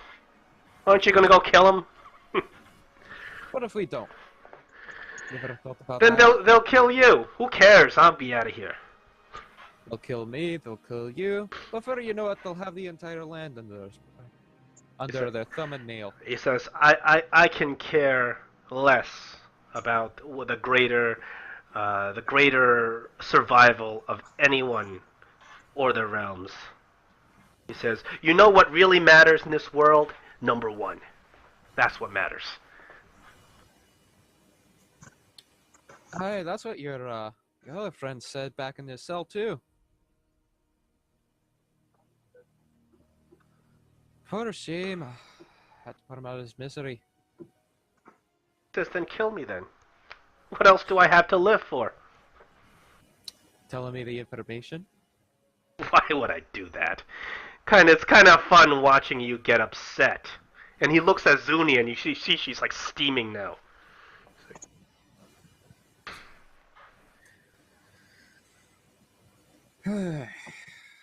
He's like, listen, you give me what I want, I give you what you want, and I'm out of here. And you never see me again. Never.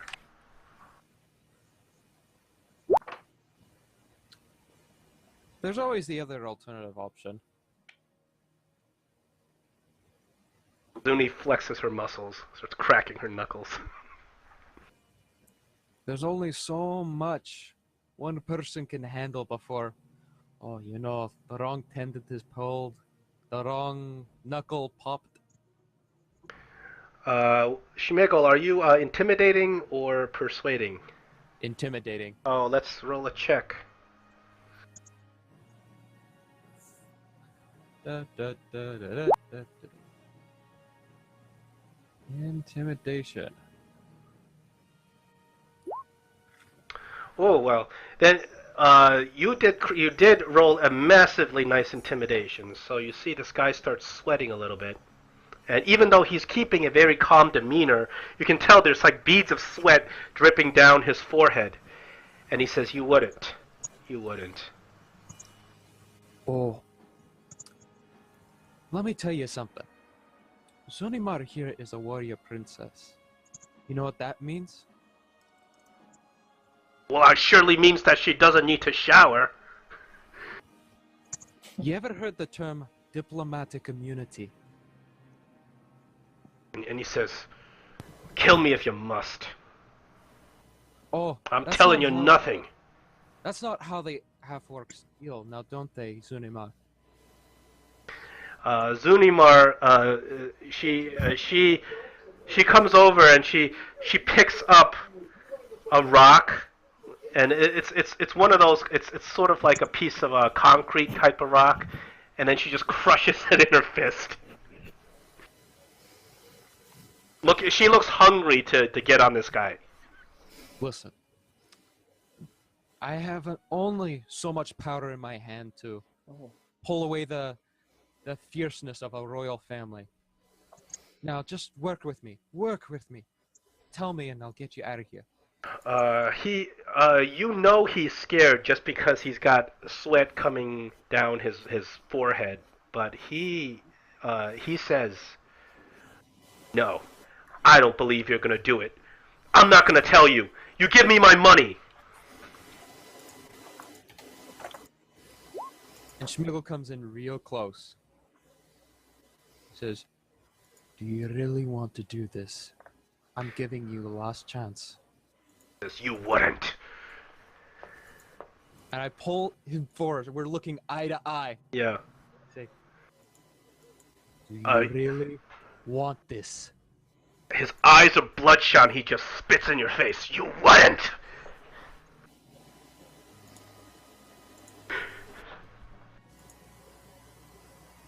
He's pushing your limits, Schmigel. But you know he's scared. You can see, like, his foot starts tapping the floor, trembling.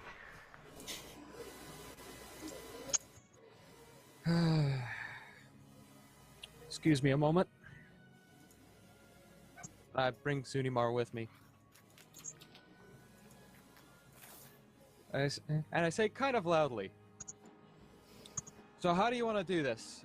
Do we go for down the street, get a few of the old miners' picks? Zunimar says, I inflict pain. Enough with these hands! I need no weapons for this coward! He says, you will have all of your information. And she heads off to get back into the room immediately. I suppose you're waiting outside. Zunimar, I come in with him. Yeah. Hey, Zunimar. She's like, ah! Hold it. Grabbing at him. There's only so much the Ravenloft can hold, so do what you can to... Uh-oh. Oh, John, you still there? SpaghettiOs. Computer's rebooting again. Whose computer? Oh, you're you're still here. Yeah, I'm here. I'm still here. Why? Okay. One of your camera dropped off. I got weird stuff going on. No, I'm still listening. Okay. I'll look at Zunimar and I say, don't necessarily hurt him. Just give him a good shake a bit. Does not hurt him, but how am I going to get this information? He needs to feel pain. If he feels pain, then I'm not sure what I can do to tell my friend upstairs what to do next. I don't understand these foolish laws.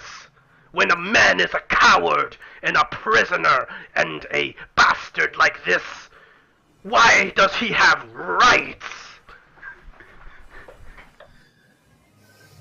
She said, I don't understand. So Zunimar said, fine. And she goes in there. And you hear a lot of bustling.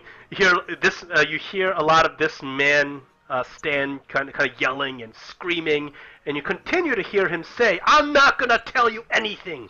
Slit my throat. I won't tell you nothing. He says, I know you're going to pay me my money and my horse. And you see Zunimar screaming and bellowing. These orcish cusses. You hear the table tumbling over and everything. And then the door opens. The man is not physically injured. He's on the floor. He's in a pool of sweat, breathing heavily. And Zunimar says, this man, if I can't break his arm, I get no information. Let me break his arm. That won't be necessary, I don't think. I just gotta think about what to do next. Anybody else in the party wanna continue what they're doing? While Schmigel's kind of contemplating how to break this guy. I just gave Schmigel some chat advice, so maybe that would work. At least to get the orc under his control. Okay. So do you the doctor? Do you know about what's going on? Do the others know about Schmigel's little predicament here? No, Not we so don't. far. I think Nimbex and I are off writing spells down. Okay. We calculated it'll take him 10 hours to copy all my all the level 1 spells he wants.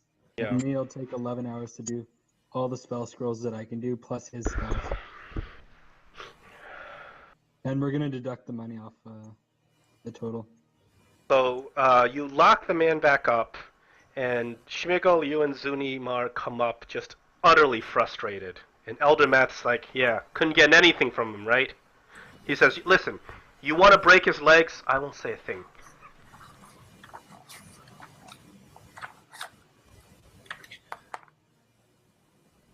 He says, I'll just say that big cinder block fell on him. It'll be between us. Like, how dare he ask for a horse and 500 gold? Who does he think he is? There is another way. I forgot to figure this one out. Zunimar, you have... This man is withholding information for you that is leading you to Gundren Rockseeker now, isn't it? Unimar? Oh, she says, I am searching for the one known as Thoradin. Thoradin. Well, this man could hold information as well. I do not know, but you say he does, so... But perhaps he's holding it in your way, which make this a royal matter. Says, let me break his arm then, and cut out his tongue, and feed it to him, while I rip out his eyes. Do her. Only so far. We'll only let him break one leg. Actually, one ligament of your choice. Breaking your morality. Only one leg! But I just broke my leg a month ago. Barely anything. No, I must cut off his tongue. But then he can't talk. And cut out his eyes and feed it to him. Well, listen, if you're gonna go that far, I might as well do it myself in your vein. I have gripes with this man as well. Why do you play with this cockroach? Because... Why not just break the cockroach and get his information? I've come a long way, and I don't necessarily want to kill him. Just... how do I put it? Get your chat.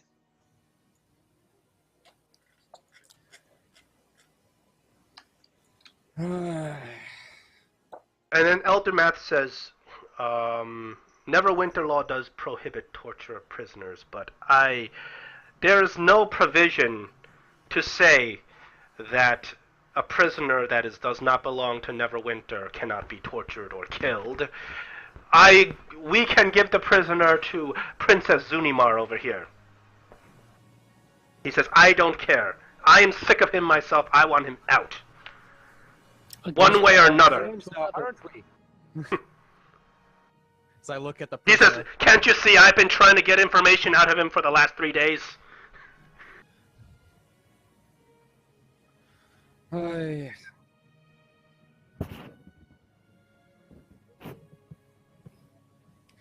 Schmiggle's pacing back and forth. Yeah, at this point, the Dr. Nimbex, you guys have finished with your spell books, I'm assuming. And Castanar too, you can I guess if you can find your way back, you can join up with the party, of course. It's up to you though. So I'll erase the spell scrolls that I learned. Is that all right? What do you mean? Because I learned the party treasure. too. Yes. Okay. I can't remove them. Which ones? I'll take them out. Protection from good and evil, Misty Okay. Step, Okay. and darkness. Okay. I gotcha. You didn't want to animate that? It's level 3. Oh. That's when I reach level 5. I'll get it. Oh, that's also when you get Fireball and Lightning Bolt. Yeah. So it has been several hours while Schmigel has just been kind of poring over how to get this information. It's really the best lead you guys have gotten in a long time. Where at this point, the rest of the party can come check in on Schmigel in the town mayor's office. I'm gonna do that. Absolutely. Add me to the mix. Doctor, you of course, now getting closer to Alestria. You've been spending some time hanging out and talking and getting friendlier. And she's with you, and she follows you to, comes with you over to Okay. To the mayor's office. Okay. So she's with us now. Hi guys, I believe you haven't met Illustria here. Hi, how you doing? She looks at Zunimar. Zunimar looks at her back. And then Zuni says, "What's that one doing there? Here." Illustria says, "Yes, we've met before." Oh, well, have you? Well, now, I walk up to you. Now, who might you be? To the half-orc? Yep. So she says, "I am Zunimar Hagara, princess of the Blue Bear tribe." Sure, You cut her off. Anyways, the doctor walks over to Smiggle. So, what's the situation, my friend? Schmiggle looks at you with like eyes of just like hatred and just doesn't want to say anything. And he says, "I got a prisoner down there that won't talk." Right. I head down towards the prisoner. Hold it! Towards the set. Yes, Schmiggle? I turn around.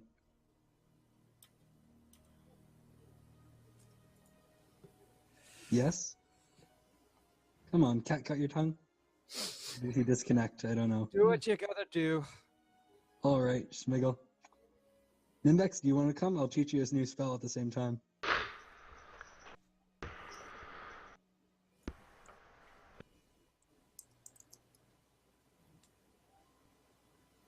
Anyways. I go down disconnecting here. Hello? The prisoner. Okay. And once you go down, you see him, as before. He is in the right cell, and he just sizes you up as you walk down with a smile on his face. The prisoners on the left, once again, are at the bars saying, "Let us out! We repent! Please! Please, good master, let us out!" Did anybody come down with me, or am I alone? I'm with you. Okay. Now, Schmiggle, what exactly did you want me to ask him? Where is Gundren I don't know what you've been Rockseeker being held? So... Who? Oh, right, Gundren Rockseeker. Okay, we yes, need I'll another get that group information refresh. out of him. Anything else? If he knows where the locations of what's his name, of Grell and the spider are. Okay, sure. I walk up to the man across the bars. I have a big smile on my face. I'm just gonna try a natural charm first. See if I don't need magic. Sure, you can roll a persuasion on him. Now, how about you and I go have a drink, and you tell me everything that I would like to know. He says 500 gold, your fastest horse, and 1 hour of travel time. No, I don't think that would be quite possible. You just want to tell me about it. He says, "Listen, you seem like to be a lot nicer than this gruff one over here. I much prefer to talk to you than him, or that lady upstairs. But still, my terms are not any different. That's what I'm asking for, and it doesn't seem to be too much for a mighty lord of Neverwinter, I would think." Okay, he's gonna roll a wisdom.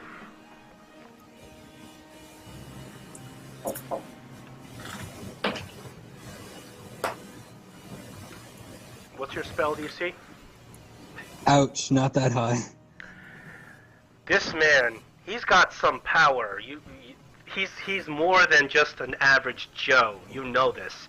And as you try to cast the magic on him, his eyes just glaze over a little bit. As he closes his eyes and he reopens them, he says, "Your magic is not going to work on me. Why don't we just play by my rules?" That's a shame. Nimbax, how about you have a go? I step aside. This man's even more charming than myself. Nimbax? Index, do you want to give this a crack? Casanova, do you want to give it a crack? Oh, I have no. Nubex is ability charm to- person also now. I have no ability to do anything. My suggestion would be let him go. I'm sure the orc can hunt him down. The doctor doesn't want to let him go. He's been spending too much time with that lady. I don't even know who he Developing is. morals. So, Who exactly is he? if no one wants to try anything else, what happens next is that the doctor, your new girlfriend comes downstairs. She looks around. She looks at him and she says, "Shall I give it a try?" Well, it certainly worked with me. Go ahead. She says, "Haven't you heard that you can catch more flies with honey than vinegar?"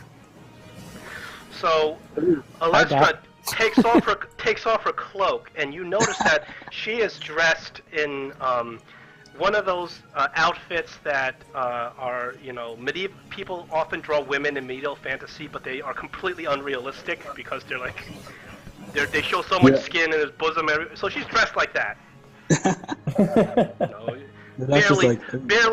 Barely leaving anything to the imagination, and she walks over seductively to the bars, and she looks at him, and then she says, "All right, I know that you're no fool, and I know that you are willing to give us this information if you get what you want. Isn't that not correct?" The man looks at her, and you can see that he's just, there's like saliva coming out of his mouth. He's like, yeah. And now you're gonna give me that gold and that horse, right? Right? And she says, "No, but I give you something that I think that you would want even more than the gold and a horse." And he looks at her, he's like, "I don't believe you." And then she's like, "Oh." She takes out her harper pin, and she says, "I vow, upon my station as a harper, upon the truth that I believe, upon everything that I am, upon my parents, and upon my descendants, I vow that if you should tell us the information we need to know, everything you see before you shall be yours for an hour." He looks at her, he's like, "You're a liar. You're a lying witch, trying to trick me." She says, "I do not lie." And then she says, "Not only will I vow this, but," she turns to you, Schmigel, and she says, "My lord, governor and lord of Neverwinter, governor and lord of Neverwinter and of these regions." She says, "You will guarantee this man what I just said, upon your honor, upon your dwarven clans." And she looks at you, kind of winks. Schmigel? Schmigel ponders. Hopes this is gonna work. She looks at you and she winks. She's like, "Upon your family, your clan, upon your beard, you guarantee this." Schmigel grits his teeth and he says, She "Aye, says, "Do it." aye." Schmigel, she grants you a bardic inspiration. So what I need you to do is roll a persuasion check and add to the persuasion check a d6.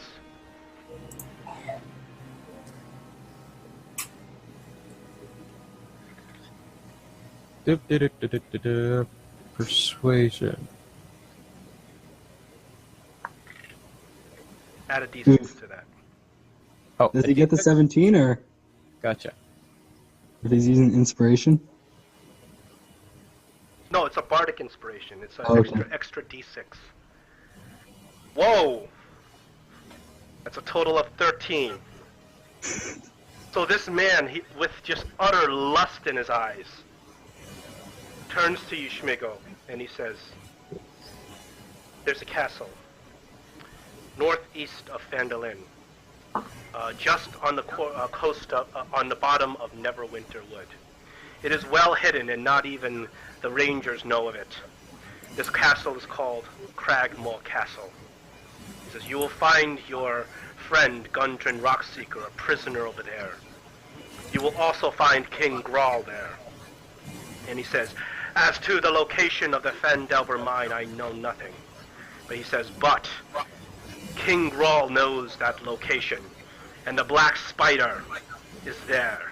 And he says, furthermore, if you go down to Phandelver mine, you will contend with an entire horde of the Many Arrows tribe.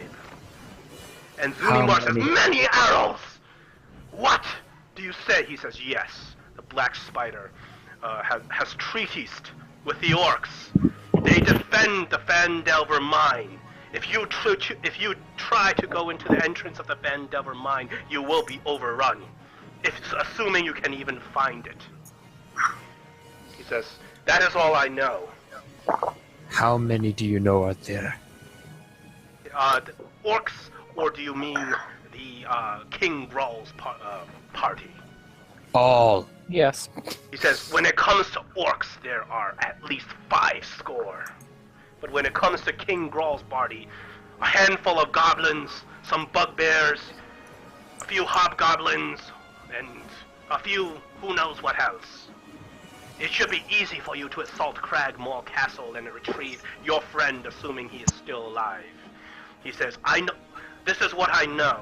And he says, many months ago, before Glassstaff became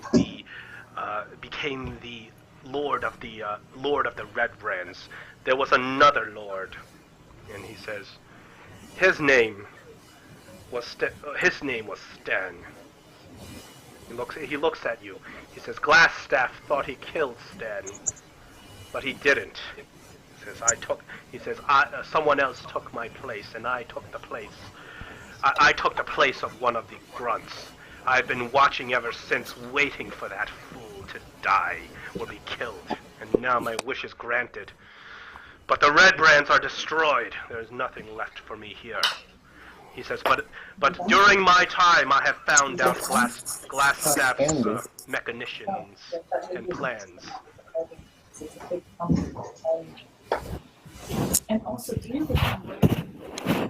Thank you. He says, now for my reward.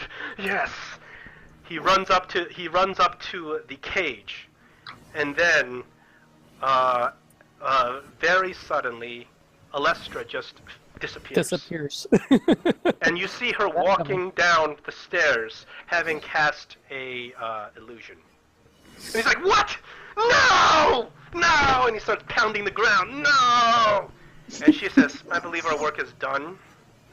And she turns around and starts walking upstairs.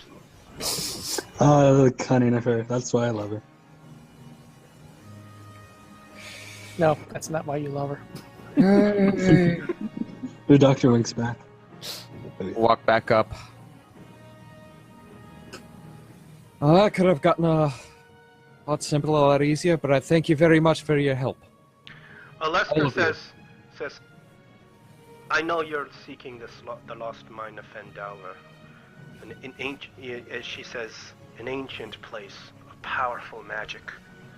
And she says, I beg of you, reconsider when you happen to find this place and the magic herein. Reconsider allotting it to the likes of the Lords of Neverwinter.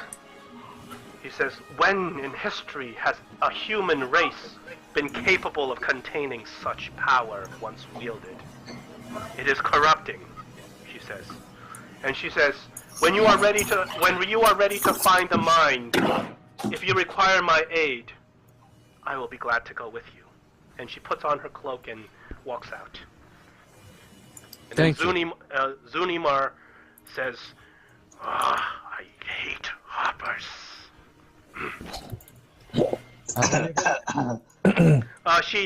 Doctor, are you like sporting your pin? No, I have it. Well, it's on there. If she has a perception check good enough to notice it. Oh, she's not. She's full of her own rage right now, so she's not really paying attention.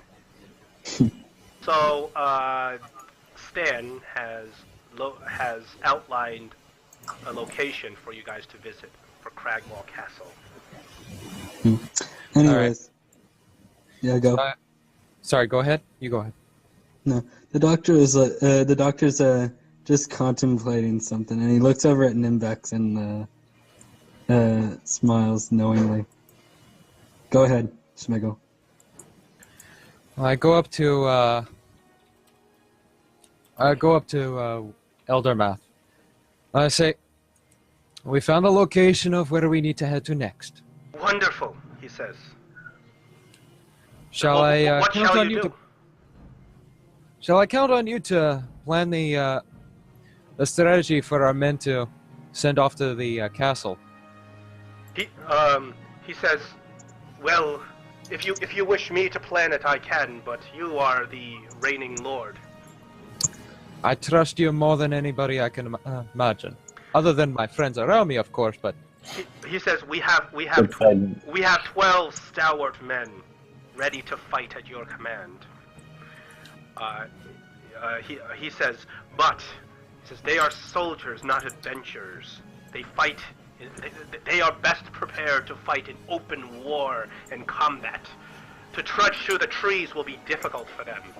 They will move very slowly and be easily seen and ambushed through the Neverwinter Wood. He says, I would not recommend marching them to the castle to take the castle. But he says, but if that is what you wish, they will do it gladly for you, my lord.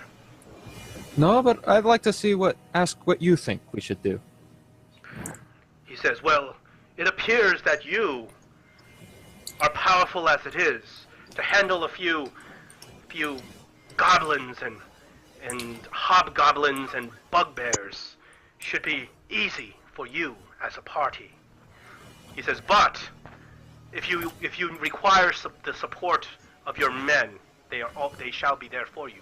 But it will be difficult for to get your men to the castle without being seen and ambushed. I understand. He says, if you take your men to the castle, you risk them being ambushed and losing men. But they will most definitely be a greater force in assaulting the castle than you alone as a party. Yes, indeed. But Schmigel's a pretty good fighter. What? Schmigel's a pretty good fighter. I'm pretty sure he could do well. In fact, he's probably the best, strongest warrior in this room. Indeed, he is. And Zuni looks at, and she says, oh.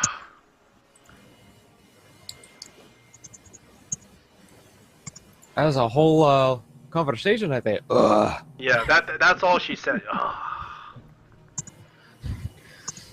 Well, I'd like to think that perhaps a little bit support. Now, suppose this. What if we measured with a counter ambush? He says, that could work. What do you propose? Well, we suffice along, we scout ahead. We take out whatever happens across us, you know. The usual here and there of skirmishes. But you always stay about a few steps behind, keeping your toes up, making sure you don't get caught at all. Hello? Yes. If they can follow simple wood marks, I can certainly lay a trail for them. Perfect, perfect.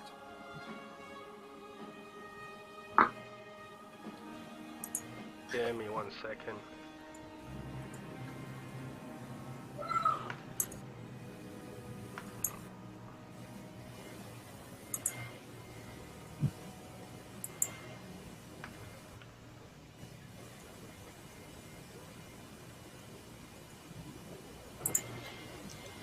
I would even say that they could stay as much as an hour or two behind us. He says that, well, that could work, if you wish it. He says, how many men do you wish to take with you? Oh, as many as we can spare. I say it should be a full-on battle between orc, hobgoblin, regular goblin, wizard folk. We shall need all the service we can get. Do we know anything about the state of this castle? You have an augury scroll you could use. Yes, you can try using the augury scroll, but you need to be a cleric. Damn you, Haas, where are you when we need you? Well, anyone with a high wisdom check could probably do it. It's specifically a cleric spell. Yeah, but we have the scroll. You said Yeah. non-magical classes can still use it, but they have to do a check. I believe it is and the rules aren't clearly stated when I went through them, but I believe it is a check when it is part of your, part of a list of spells that you could be able to cast. Right. Like, for instance, if you wanted to cast Fireball, you don't have the level for that. It's a high spell slot. If you do a check, you can cast it from the scroll. But if it's not in your spell repertoire as a wizard, you shouldn't be able to cast it. That's Okay. correct. Okay. You could have your friend, I forget her name, cast Oh, it. yeah, her. But she's a bard. She's a bard, but Bard. she appears that she's been hanging out. She's been doing a lot of temple services. Okay. She is a multi-classed cleric bard. A The cleric. thing is, as I understand augury, I'm not sure that it really would be of much use in this. The thing with situation. augury is that it is something that gives you binary answers. Yes. Oh, okay, never mind. So you ask a yes or no question, it kind of answers yes or no. Wheel or woe.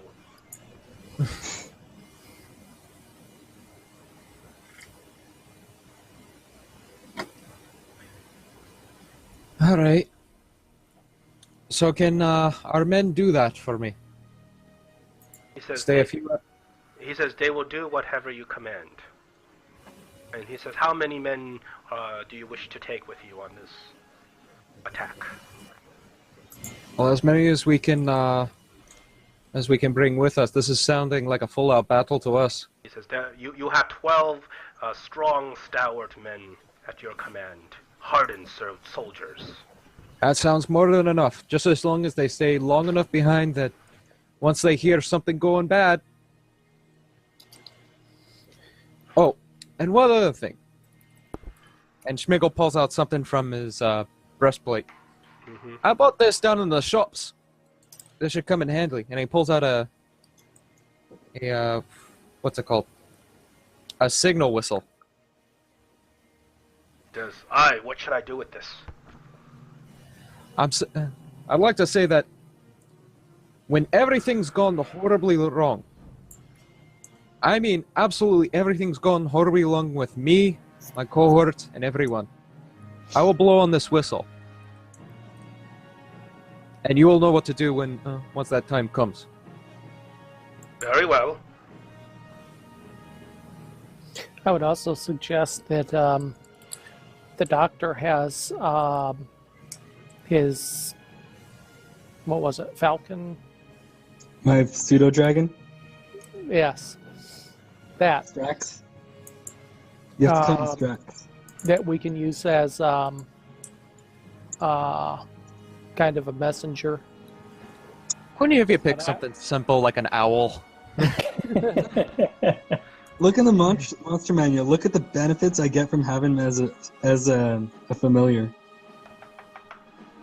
If John lets me have them, it's like awesome. What, an owl? You can have an owl. No, I mean the pseudo dragon. Pseudo dragon. I'd like an owl. You'd have And to Nimbus take has find familiar now too, so he can get himself a familiar. Sure. What? I have a pseudo dragon, and he grants me magical resistance when he's on my shoulder. Hey. Schmigel face Do they palm. still have the penalty for in the game for when the familiar dies, what it does to the master? It's not like it used to be. No, Okay. it used to be one permanent constitution point is lost. and you Oh, can't that's a get it long back. time ago. Yeah, that used to be the penalty. So people didn't mess around so much back then. Like they were too scared to summon their familiar in a dungeon. All right, friends, let's head over to the town bar. I need a pint like something else. 1 second. I'm really. It's really bugging me now. Like, I can't get it out of my mind. Who would be stronger, Smiggle, or the orc lady here? Inquiring minds want to know. Perhaps we should find out. Zuni says, "I am here to find the fugitive." He says, "I need not prove my strength. It has already been proven in many battles. When No, it I hasn't. slain Ramirez with a knife." Who? Ramirez. Who? Ramirez, you have to roll Ramirez, intelligence. nice word. You have to roll intelligence to even know what that is. We'll face. Can I make a nature? Yes, Yeah. Okay. Yes, it's a horrific worm-like creature. We'll face them in Icewind Dale. Yeah, they are. There's a lot of them in Icewind Dale, and she's probably met a lot of them. They are unnatural creatures that look like a centipede, are very long, and spout incredibly hot flames that usually burn people before they come over and consume these people. They're Actually, horrible Smiggle. beasts. Actually, Smiggle, I don't think you'd stand a chance. Thank you for showing your confidence now, boyo. Now that's all I have a point. No, Zuni, I think you should join our group instead. We need a really good warrior. She says, I am here to find the fugitive Thoradin. Right. Oh well. That is why Has I am anybody here. asked about that name in town? Eldermath says, yeah, I've asked around. Nobody's heard of this man. Zuni says, he is from this town. And she Can says, you give a description? well, He's going by a different name, or went by a different name when you knew him. she says, he went by the name of Thoradin when he came to us many, many moons ago. He claimed to be a lord of Luskin. He claimed to have rights to trade on behalf of Luskin, and he signed a contract with us. And he says, we were commissioned to clear kobolds out of a dangerous ravine. We lost many lives in that glorious battle, and we cleared every last kobold. And what he promised in return was metal ore, which was difficult to find from where we are, and we need that metal to forge our weapons. He claimed that he spoke for Luskin. He made the deal. He took our gold. He had us fight in dangerous battle where we lost many lives. And then he disappeared, and when we sent an emissary to Luskin, they never heard about Thoradin. This man appeared to be like him. She points to Doctor, an elf. He says he's like, but he was an elf that I never quite seen before the same way. It is as if he had no wrinkles on his skin. Hey, I His don't have lips- wrinkles. Do I? Well, you have wrinkles when you like smile and frown, just normally. And his skin looked like wood. And well, his skin was unmoving like wood. He spoke in a strange manner that I have never heard, even from those from Luskin. And before he left, he said that he was coming to the town of Phandalin, and he was going, and this was his home. So he lied to you when he said he was from here on behalf of Luskin. It sounds like he was in some sort of disguise, perhaps magical. He says, when I came to the town of Phandalin, I asked everywhere for this Thoradin. No one's heard of him, but the innkeeper, he told me that this man with the same description has come through here before. He says he uses magic to disguise himself. He is in this town, and I will find him. I believe that man was in Neverwinter a while ago. We got a nice description from a close friend of ours about such a man, such an elf. That man is my charge. I will kill him outright, and if not, bring him back to the Uthgard tribe for judgment. There's a high probability that this man you seek is the same as one of the men that we seek. It's possible that this man also goes by the name the Spider, the Black Spider. She says, I've not heard that name before. It's a name you should keep an ear out. It's apparently what he calls himself in these parts, at any rate. Apparently the man that we are going to hunt down at a castle is his direct subordinate, who might have information regarding the Black Spider's whereabouts.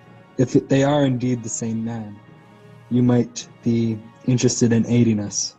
She says, if you wish to join Zunimar Hagara of the Blue Bear tribe in battle, then I must insist that you fight with the glory of the Uthgard and by the terms of the Uthgard. And what would these terms be? 1. We do not surrender. We die first. Why? I'm a wizard. There is no need to... If I even see you surrendering, then I am bound by honor to slay you myself. What if I was surrendering as a deception to get myself into the enemy's midst and destroy them from within? She starts shaking her head. She's like, deception? What manner of battle is this? We I'm a fight wizard. with strength. I don't. I fight with brains. I'm a wizard. She says, we will not surrender to the enemy if I am to join you. We will fight to death if I am to join you.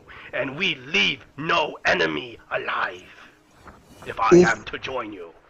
If you are to join us, you would have to abide by one rule. You must listen to Schmigel when it comes to before you fight. He would have to give you the okay to start the battle. She says, very Him well. and only him. I can stay my hand for one who is strong and a leader. Do you think Schmigel is strong enough for you to follow, though? He says, he is the chief of this place. He must be to be chief. Actually, I'm the sheriff and he's my deputy. She looks back and forth confused. It means technically in this village, I'm his boss. You cannot be the chief. Don't He mind wears him, the colors of the Neverwinter, chief. he's my boss. Switch roles. Don't mind him, Zumimar. He's just blowing hot air out of his gas hole. Oi. She says, if we can fight with the glory of the Uthgard, then I can join you. That's very noble of you, Zunimar. It'll be a pleasure to have you along. Now, off for Prates! Alright, you guys want to take a rest or anything before you jump into danger? What, there's danger in the inn? Oh, you're going to the inn. Robe. Okay. I need my Alright. bright yellow robes and hat. Yep, we just need you to be wearing those out in the Your forest. hat's not going to be ready for another 2 days. No! I can't live without my Because hat. it's special order. It's not something typically people wear that much. Like the Gandalf hat. Come So, now. you got your robes on. Robes, cloak, bright yellow cloak, bright yellow hat, come on. Yeah, bright yellow cloak is really going to help you in the forest. Just saying. It's enchanted to always stay clean. I wasn't talking about the dirt. Matter of fact, we might want to dirty it up a bit. Never.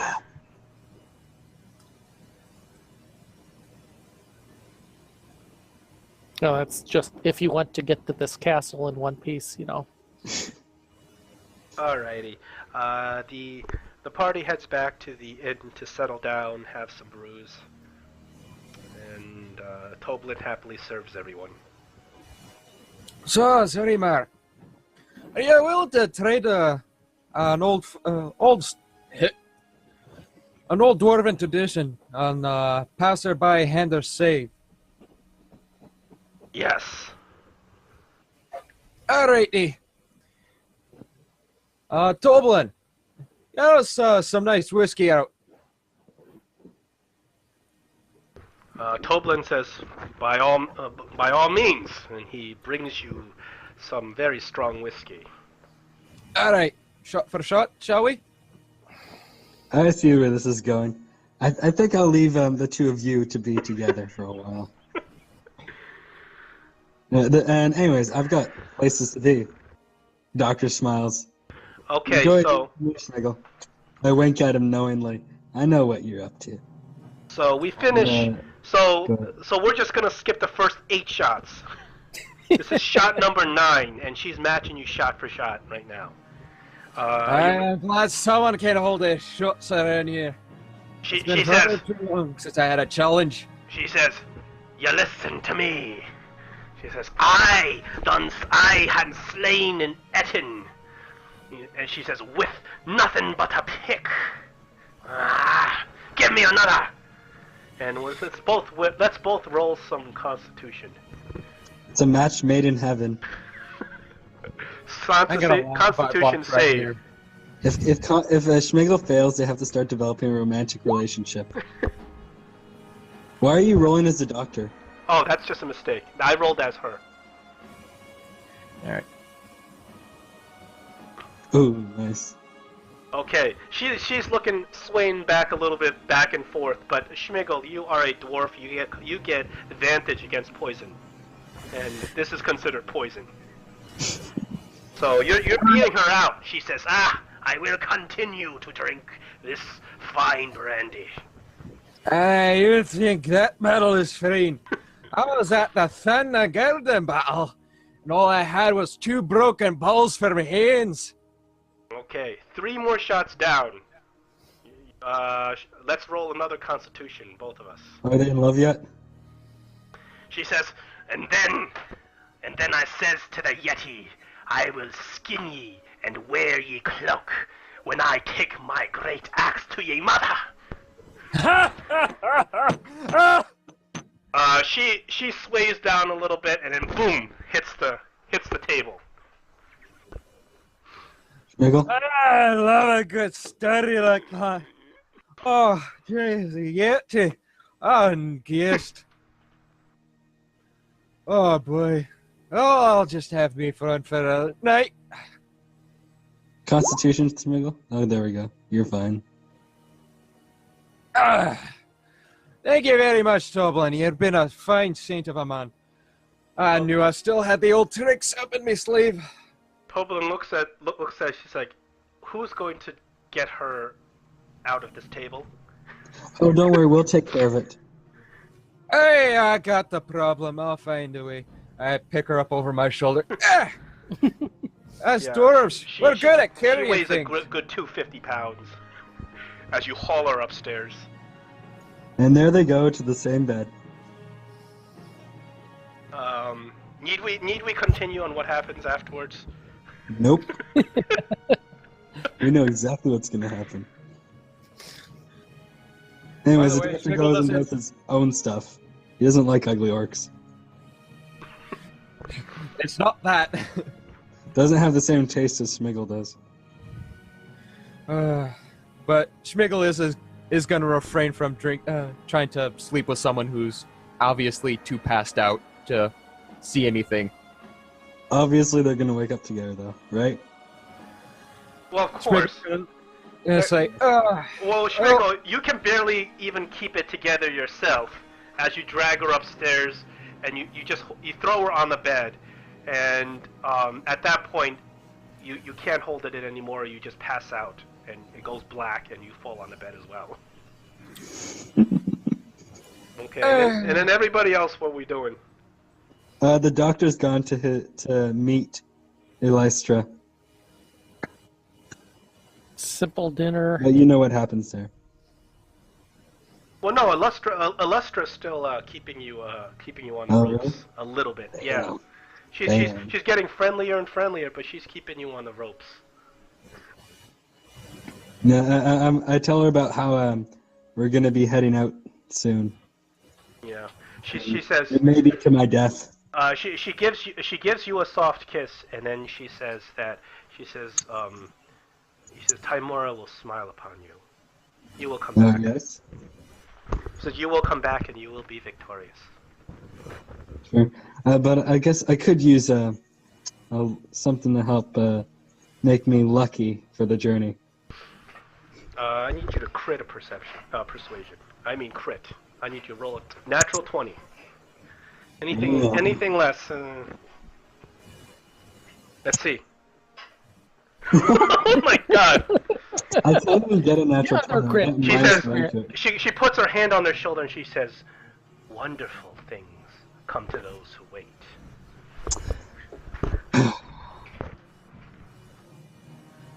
Well then, I will see you in the morning. Good day. She smiles and curtsies and gets back to her work. Doctor's frustrated. Well, you're getting closer than you have gotten before. You guys are like, first base and stuff. So. Okay, yeah. Anyway, so the morning comes around, and Shimego, you're first to wake up, and Zunimar is just snoring in your face. You kind of turn towards each other, waking up in bed.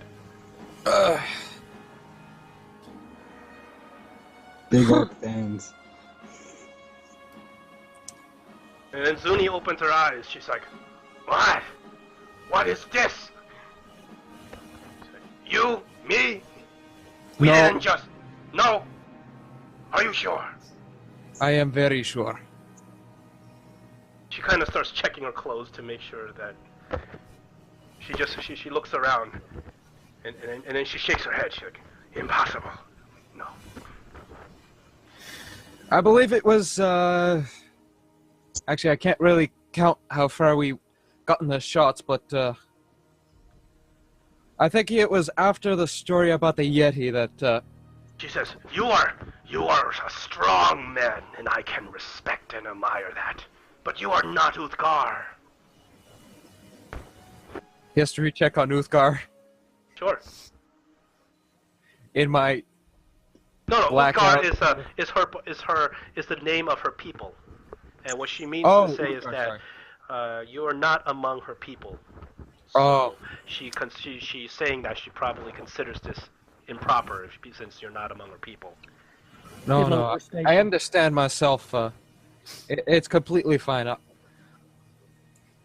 She says, It is not to say that you are not a worthy man and a worthy sire and a mate. It's just to say that you are not Uthgard. No, I understand. It's She completely blushes all a right. little bit. To see a half orc blush, kind of little. You've never seen it before, but she blushes a little bit. I hope I never do see it. Anyways, Doctor's having breakfast downstairs. In case anyone wants to know. So, Thank you. so of course, Shmego and Zuni come down the stairs together. I see them. Ah, so you guys are finally awake. Well, after all that noise you guys were making up there last night. Oh. Don't worry about him. He would know about all the noise or lack thereof. He was back early. Looks like I'm doing a deception check on Smiggle and the orc lady. No. Man, you're just bombing these. Come on, it was surprising I did well at all last. You may want to consider putting your 2 ability points into charisma when you level up, so you can do better on some of the checks. It's part of being a doctor that he's so bad at charismatically. That's what makes his character. That's why he's so horrible when it comes to that kind of stuff. But he always tries. Not always. You've plenty of times you've gotten it. Yeah, but that's the luck of it. That's what makes it. Yeah. That's what's fun about his character. For charisma, anyways. Alright, Toblin, what's for breakfast today? He says, old Meyer over there, he bagged a couple of pheasants outside. Oh, beauty. The other day. It's like, I've been thinking about cooking them up, and seeing that you're going for a big battle, he says, I think it's well deserved. And he brings out just a huge row of freshly grilled smoking pheasant and puts it in front of you. You're a saint, Toblin. You're a saint. Oh, He's like, yeah, it beats owlbear, right? no kidding. Nothing beats Some owlbear jerky. It's not that horrible. Tobin takes it and just bangs it on the table and doesn't break. Well, maybe a little bit more horrible than I thought it was, but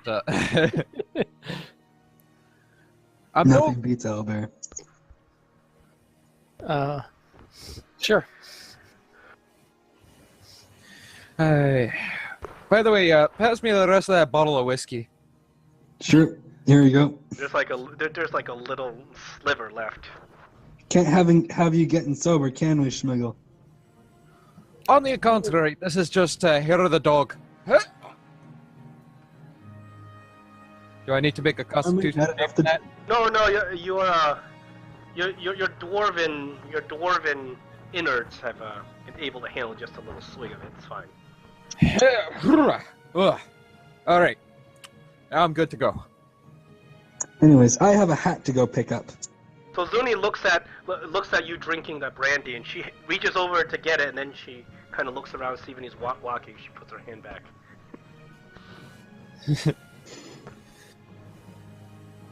I finished my bacon and eggs. That was good. A mighty fine pheasant it was. Fresh bread, fruit, and cheese for me. Tobin says, it's the chives I put in that. Delicious. Ooh.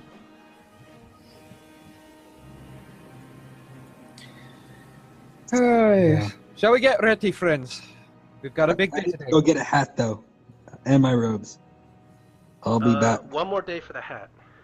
No, we need to wait another day, guys. As you walk outside, you see the Schmigel. Your men are assembled in a line at a salute, fully dressed and equipped in armor. Good morning, men. He says, "Sir," they all salute. At ease, at ease. I whisper into Schmigel's ear, I think today should be a day of hardcore training to see what these men are really made of. It might be a good idea. Might be a good idea. I haven't been on any good training missions in a while. Might as well kick off the rest. You want to join us, Zunimar? She says, "I will be my pleasure." I think I'll join in too. How it's done. The doctor's joining in too, so yeah. So you guys are really taking extra day just to wait for the doctor's hat? Why not? Okay. So, and Castor and Nimbex, you're okay with waiting an extra day for the doctor's hat? Not particularly, but he didn't say what was going on. It's a training day to see what these soldiers are made of. So these men are all real hardened soldiers. They've seen war before. They're not new recruits or anything like that. So you start training. You watch these men battle. They battle like hardened soldiers. They're able to fight. They're able to endure. They're able to do what is expected of them. Of course, when Zuni comes out and takes out her axe, all the men just kind of they just drop they just almost drop their weapons for a second when they see her. But they do pick up their weapons and they do spar with her. Actually, one man spars with her, and with one blow of the axe against the man's shield, the man goes flying like 10 feet. So then she takes on 2 men, and she does the same to 2 men, and then finally it takes 3 men to actually be a reasonable match for her. Now, Schmigel, I think She you says, would do pretty well. These are your soldiers. Could you not find stronger ones? Hey! You heard the lady. Give her a match for what she's worth. One of the soldiers comes up. He's got a big scar right across his face, and he says, "Sir," he says, my name is Lieutenant Theobald. He says, I have survived 2 battles with black dragons. he says, "I will fight for the honor of Neverwinter." And he comes in to fight her. He takes out his, he has a big tower shield. He starts banging his shield as she starts winding up.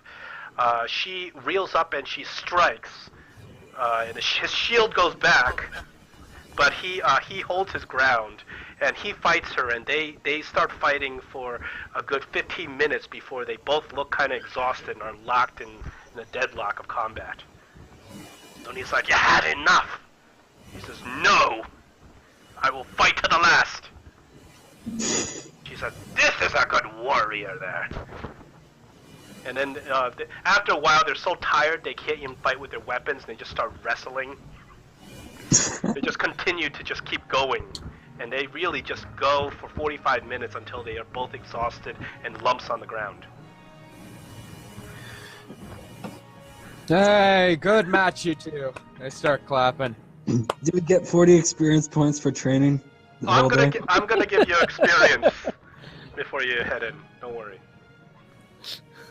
You all did great At today. 40.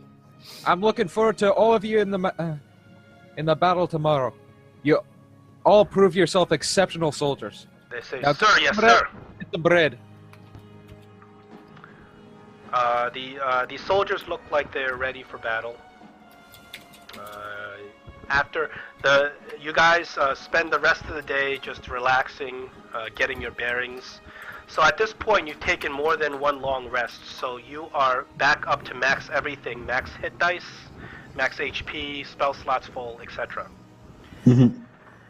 And the next day, when you wake up and the doctor, you rush over to the store owner, and he finally is finished with your special order, and he brings out this magnificent headpiece.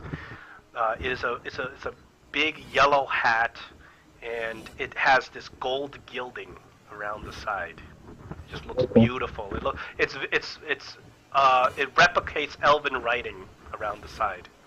Very finely crafted. The stitches are perfect. He says, "Well, this is what you're looking for, I believe." This is gorgeous. He says, "I do the best work." Since when did you aspire to be a human? I'm an elf. Elf clothing. I've I'm an never. awesome He wizard. says, "Well, Wizard you know," good. he says, "Well, elves don't." Yeah, he says, "Well, the elven people don't typically wear something such as this, but you know, your style is your own. Your style and your wishes are your own." I can't have that human nobility looking down upon me. Not with Smiggle near me, anyways. Well, they won't look down on you, that's for sure. No, they won't. Maybe they'll respect me as the awesome wizard I am. So you got yourself looking like Gandalf, but yellow. It's Gandalf Yeah. the yellow. Yellow. I'm the yellow wizard. Yeah. You guys know about the Tolkien lore, right? And the 5 wizards are all different colors. Yeah, I know that. There's a brown one and There's the red and blue, so I'm the yellow. There's no yellow though. I'm the yellow. We'll see about that. So, friends, if you're ready, Might as well. Let's head out.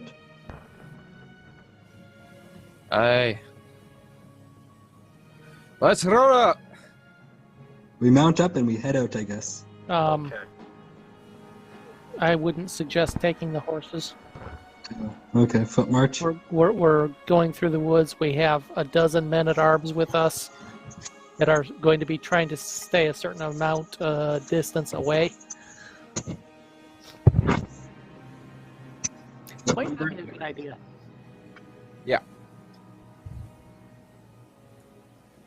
All right. Let's take a 5-minute break back. I was thinking about getting one of those, like, those things where it's like they give you like 2 pounds of dice. Oh yeah? What do you need that many dice for? I don't know.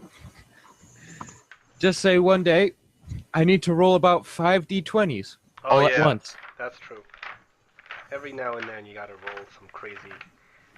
Especially when you get to the high levels and you cast a high level spell.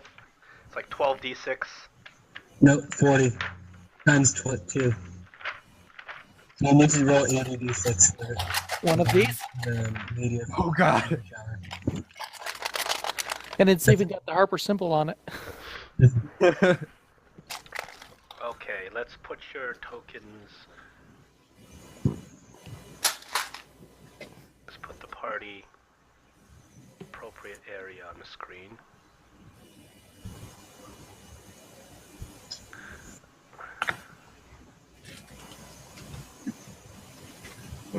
Alright, so the party gathers together, and Schmigel, your men, of course, are following along with you, marching in line. You are in the south tip of the Neverwinter Wood, and as you can see, that circle is where Stan has indicated is Cragmaw Castle. Well, my suggestion would be to follow the wood up to the nearest point, rather than trying to go through the wood like this. I make sure the men all can recognize direction signs that I will be leaving and where I will be leaving them. Yeah, they can understand your commands. They are very used to organized fighting and moving about the battlefield. They already have one emergency signal in the signal whistle. Also, would suggest that, again, the doctor uses his familiar as a potential go-between if we want them to move up. Mm-hmm. I mean, we're in the woods. I should be able to recognize danger in advance, and if we are going to get involved in anything, then we have a couple means of summoning them. The location that you indicated is approximately 10 miles north that you're headed towards. Okay.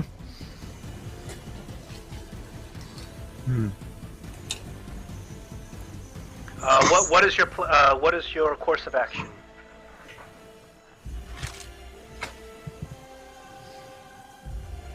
Well, I think Cass and I had a great idea. Instead of going right through to where we need to be, we take a... Up to there.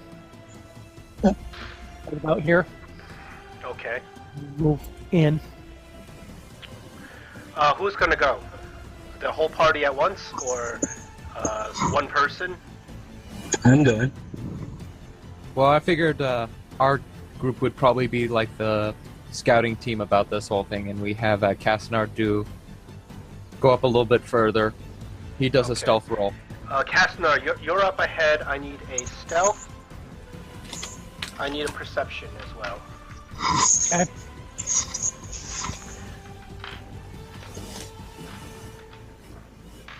Okay.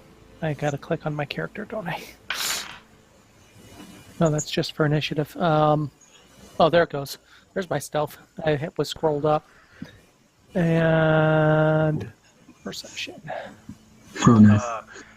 Castanar, that is a wonderful stealth check against somebody else's natural 20. So, your natural 20 wins. That perception check is also wonderful. You are able to see a figure in the trees. Appears to be a little bit. It's humanoid, but it's a little bit shorter than you would expect a person to be. And he is just clinging to the trees.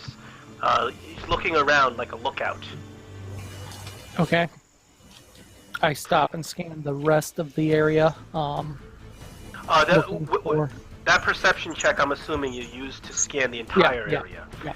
That's the only only person you see. He doesn't notice you. And you can see it's a figure. He's just kind of going like this. Appears goblinoid. How high up in the tree? He is a good 20 feet up, and he's suspended on a rope, and furthermore, you also see that he is holding on to a rope. You can't see exactly what the rope is connected to, but he's also kind of looking around. Rope down? Going up. Rope going up. Yeah. Is the rope in tension? It goes up into the tree, but you don't see what it does. No, but is he holding in tension, or is it loose for him to pull on? It looks like it's something he could pull on if he wanted to. Okay, so it's not intention. Okay. So it could be either a warning or some sort of snare, traps. Could be hunting or whatnot. Is there any sound or anything in the area? Natural sound? Yes, there's birds and wind and. So nothing else is passing. So it could be a hunting snare or it could be an alarm. Yeah. I'm going to assume one or the other. Okay, I drop back a couple hundred yards and let the others know. And then what I want to do is I want to circle around behind it. Okay. Well, if you, to reposition yourself, you got to do another. You're gonna have to do another stealth check. But you know where it is, so you don't have to roll another perception, obviously. Circle around behind it and kind of scout the area. Oh, I forgot to give you guys 50 experience for your town adventures. Please take 50 experience and level up if you need to. Before, of course, this is happening. 50 each.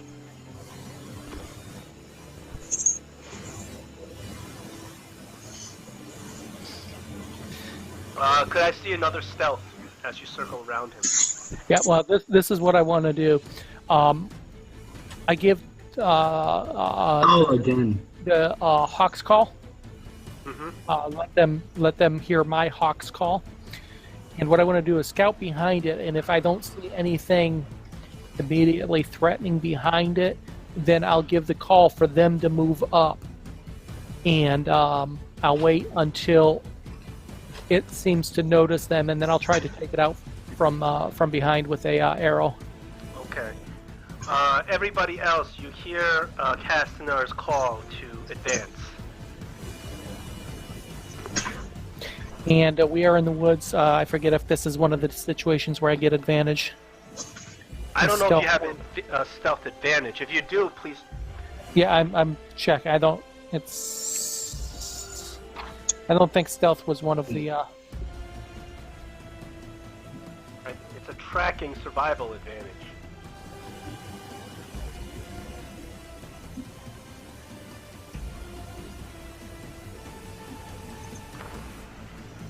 This is very important. So let's see. Oh, wait a second. Okay. What am I doing? I'm an elf. I'm going to use my blend in. What's it called? The. Yeah, I Elven figured you had some sort of elven stuff because you're in the woods. Yeah. It's the elven racial ability for a wood elf is to I forget what it's called when in obscuring terrain I can automatically blend into the terrain. Oh, without any checks? I'm going to verify that there's no naturally stealthy. Okay. I forgot you're a wood elf. Mm-hmm. Okay. So you don't need to roll that check. Very, very glad about that. And you position yourself behind him stealthily. He still does not notice you as you let out the call. And the rest of the party hear the call, and I assume you're advancing on it. Yep. Mm-hmm.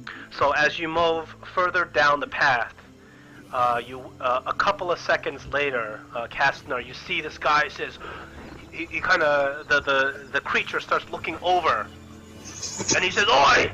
And you see him about to pull. Already shot. All right, you got advantage. Yeah. So I rolled another 1 for the amount my HP increases. That's 2 levels in a row. Well, then you just gotta stay out of combat. Don't get hit. 1 plus 2. But my HP is 22 now. Well, if you... I said you can either roll or you can take the average. If you already rolled... let me think. There's no inspiration for leveling up. I gotta give you some sort of penalty if I give you... Alright, so this time you can take the average this time. Oh, come on, John. Just once. Let him have his one. No. You can take the average. I had 1 last time too. No, I'll keep 1 this time. It's because you had another 1 before. So No, it doesn't matter. You're already making me a ridiculously strong wizard. I can't be. well, I no, wanna become the most. I want to give you a deal here. I want to make you an offer. You can't refuse. I'd rather take the most powerful spells you can give me. You've already given me a whole lot of money too, so I don't know. Well, how about this? I mean, what I'm offering you is a permanent reward for a possible temporary setback. What's that? So, as you level up and you become stronger, your magical energies grow. You get your body still feels kind of weak, and you feel like, you know what? I want to try to channel some of this magical energy and make myself a stronger person, a stronger elf, and being able to handle combat. However, if you try to channel that, your magic may go a little awry. What do you mean? Well, you have to say, I want to try to do it. You find out. If you say, no, I don't want to try to do it, I'll take the one. You can take What's the one. What? It will go awry for 24 hours. And you're going to have to find out after you agree to it. And in that case, you can take the average for your hit points instead of the roll of 1. Do you want to... I can't hear you now. My magic's gonna go crazy. If it's anything like wild magic for a sorcerer, I'm saying... No. I promise you it's not going to be wild magic sorcerer. Okay. But I'm still gonna... I'll take it anyways. Okay, so you try to push your magic to its limits in order to strengthen your own body, and as you do so, you call forth magical arcane energy, and it's a little bit above your experience level. You haven't handled it before, and it fries your hands, and you have all these blisters on your hands, and they're really painful. And for the next 24 hours, every creature has advantage against save DCs against your spells. Oh, seriously? Okay. But you get your average hit dice. Okay. Because I feel kind of bad. You get 2 1s in a row too.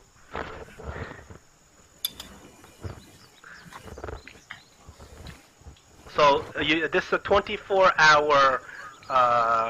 We will say arcane magic failure.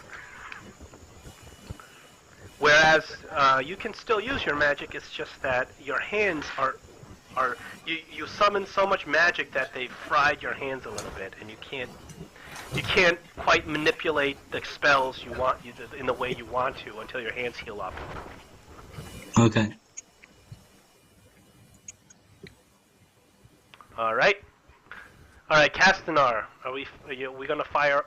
What? Yep, what? there's my attack roll. Okay. You land an arrow right through this thing's skull and it drops. Without pulling the rope. Okay, good. I'll move up to it and wait for the others to advance. In the meantime, I'm going to take a look and see what that rope was tied to. As you move up to this creature, you notice that at first it kind of looks like a goblin, but with closer inspection, you see that this is no ordinary goblin. He's got red skin. He actually has facial hair. He's a little bit bigger, a little bit more stout and muscular. This is indeed a hobgoblin. Hobgoblin. And these creatures usually they are usually on the head of goblin society. So you must be dealing with some important people if you're seeing hobgoblins. Mm-hmm. And a hobgoblins as a scout at that. Yeah. But you very deftly were able to take out the scout without being noticed.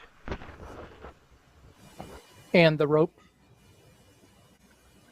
Well, you climb up the tree, and I'm not going to make you check for that, but you climb up the tree, and you look at this rope, and you see that this rope is attached to a bell hanging around the tree, and obviously this was an alarm. Okay. But not sounded off. Yep, and gonna just leave it. And when the rest get up there, I'll let them know that it was indeed a scout with an alarm neutralized. Hey, good. Shall we keep on the next movement? Let's see, probably we're within sound of a bell in a forest. We're probably within 500 to 700 yards of something. Either a camp or I don't know how close to the castle we are. How far have we traveled? You guys are very close to the castle. Okay. You're pretty much about a mile away. You still can't see it from where you are. It's just woods.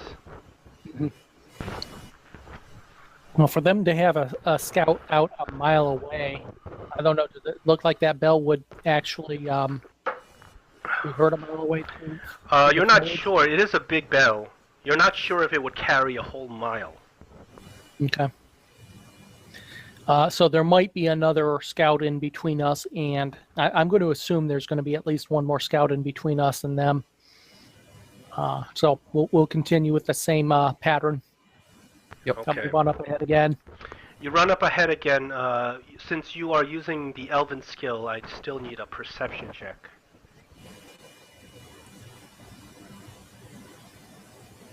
Oh, do you want to know what spells? Oh, beautiful. You see everything forever. You see into you see directly into Athlika. 7,000 leagues to the south. Anyway, you come upon a scene where there is a small clearing in the forest. There's a lot of leaves gathered up around a carefully hidden pit trap. Above the pit trap, there is another one of these scouts. He is also hidden in the tree. He also has a rope in his hand. Okay.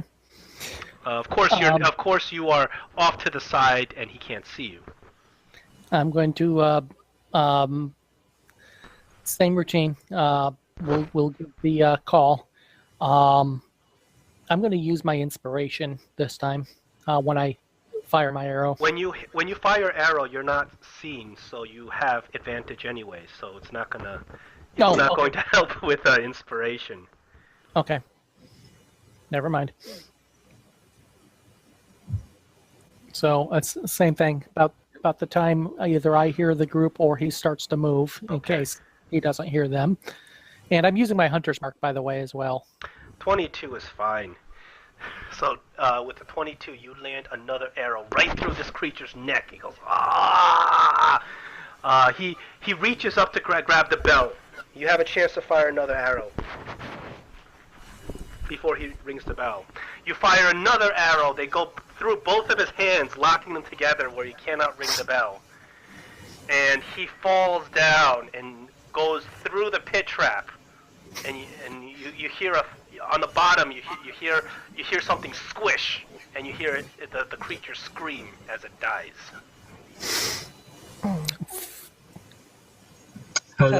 These woods, just because. Yeah, Castner, you've been through these woods a lot, and this is these guys are new to this area. Let that be a lesson to you. I am here, and I will avenge these woods.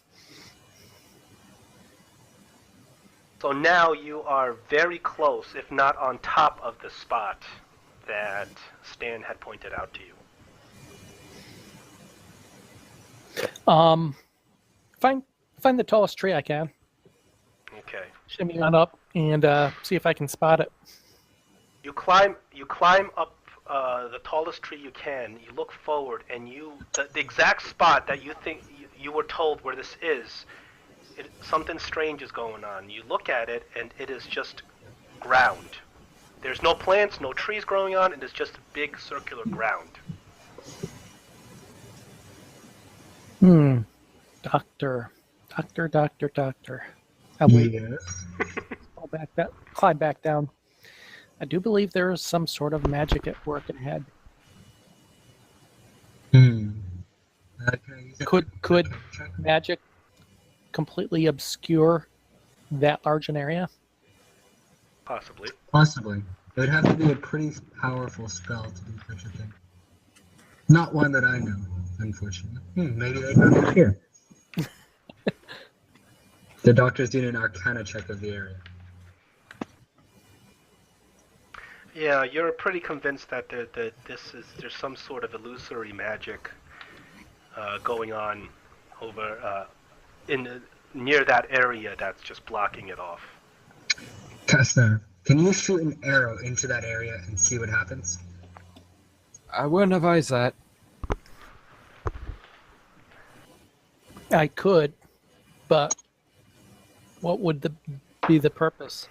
If it disappears, Then alert it something means that it's we're here. a veil around the area. If it something bad happens, we know that it could be a barrier. I could do Could be that. a variety of things. Aren't you a wizard and you're supposed to defuse these sort of things? I could, but I'd like to know what it is before I walk in. Or we could just walk straight up to it and see what it is. I was going to say I could do that with a rock from up close without alerting anything in there. If I shoot an arrow, there's no telling what I'll hit. That's so much more fun.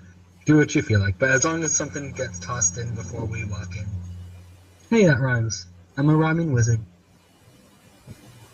Yeah, we'll see what happens when we approach closer. How far are you going towards? So this ground clearing, you can see, is about 50 feet away. Where the edge of the ground clearing is. How much closer are you getting?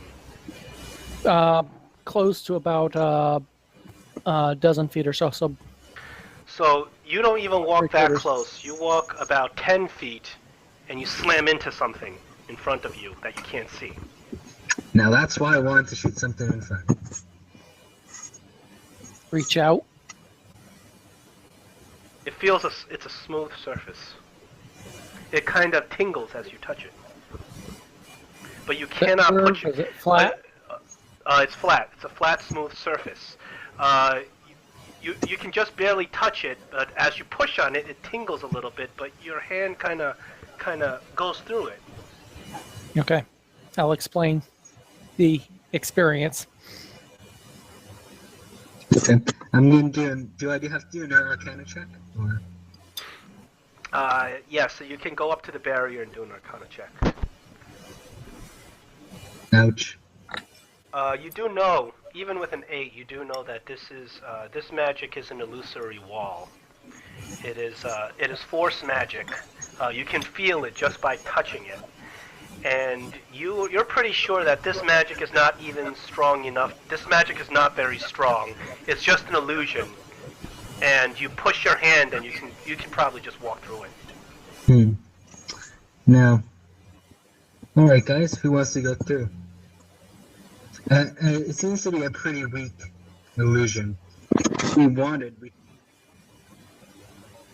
Sorry, Felix, you cut out you're cutting out.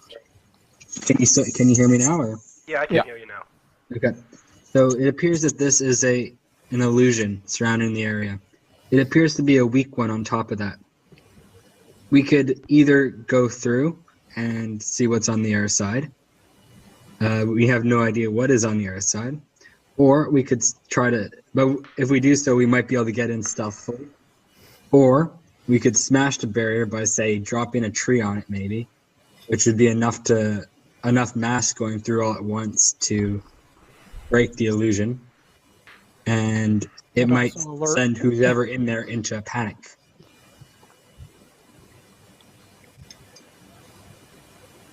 I don't think bugbears and their ilk are going to be panicked at a falling tree.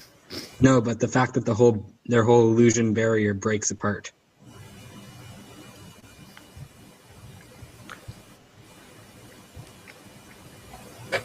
The only At least problem whoever made it. The only Yes? problem I see about keeping the wall up is that if we keep it up and we need to call a reinforcement, they might not even know we're here. Mm-hmm. I think it might be worth it too, but we won't be able to get in stealthily after that. That's for sure.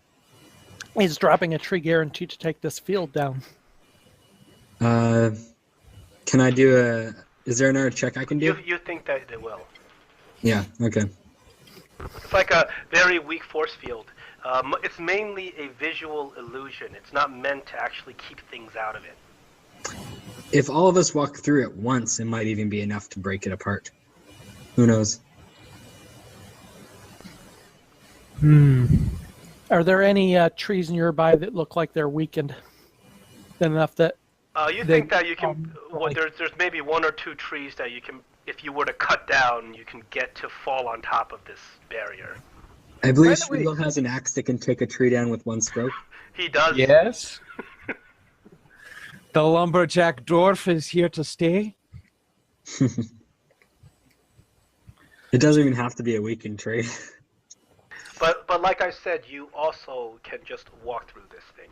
With a little bit of force, just a little bit of a push, you just get right through it. Yeah, I'd say let's go the quiet route for now. As far as letting the others know, well, can we do up a simple message and have Mr. Pseudo Dragon fly it? Okay, sure. That's kind of what. And what are you commanding your soldiers to do? Be wary of illusionary wall. Okay. At end of. I'll have a mark left, so they'll know where it is. Okay. Do you write any other orders, like to advance, attack, or do anything? First of all, let one of us go through and see if we can actually communicate normally, i.e. if sound travels across. If so, then we can have them, I would say, have them wait outside until the signal whistles. So you do that. Who wants to go through first? Who wants to be guinea pig? I will. Okay, so Castor, you push yourself through, and this thing is like a little jelly-like substance as you try to ease your way through, and if you feel like this slime just covering your face when you go through, but you are able to make through, and the barrier just pinches off, half of it's still stuck to you, and you're completely through. And from the inside, the first thing you see is, of course, you see ruins directly in front of you. You are to the southwest.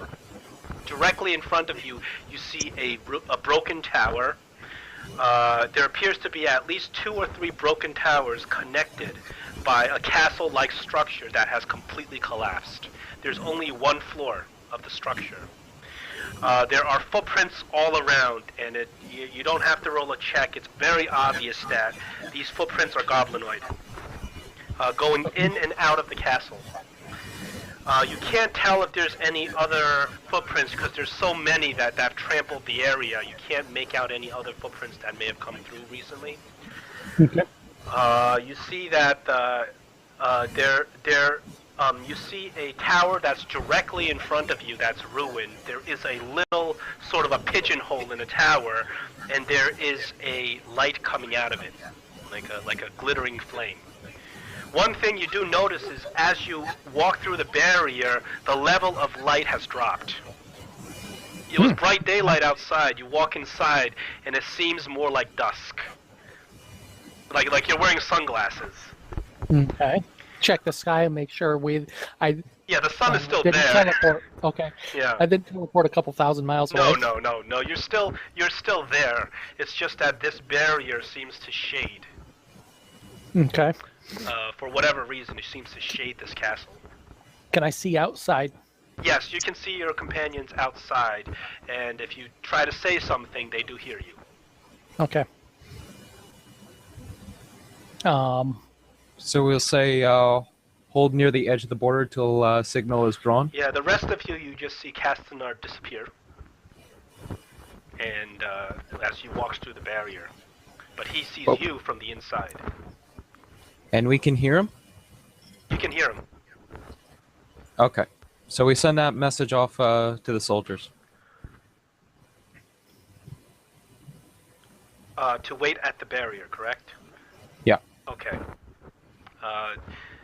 So your dragon flies off and you hand it to Theobald, who is the captain of the soldiers.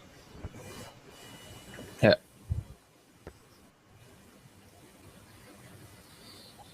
All right, friends. All right.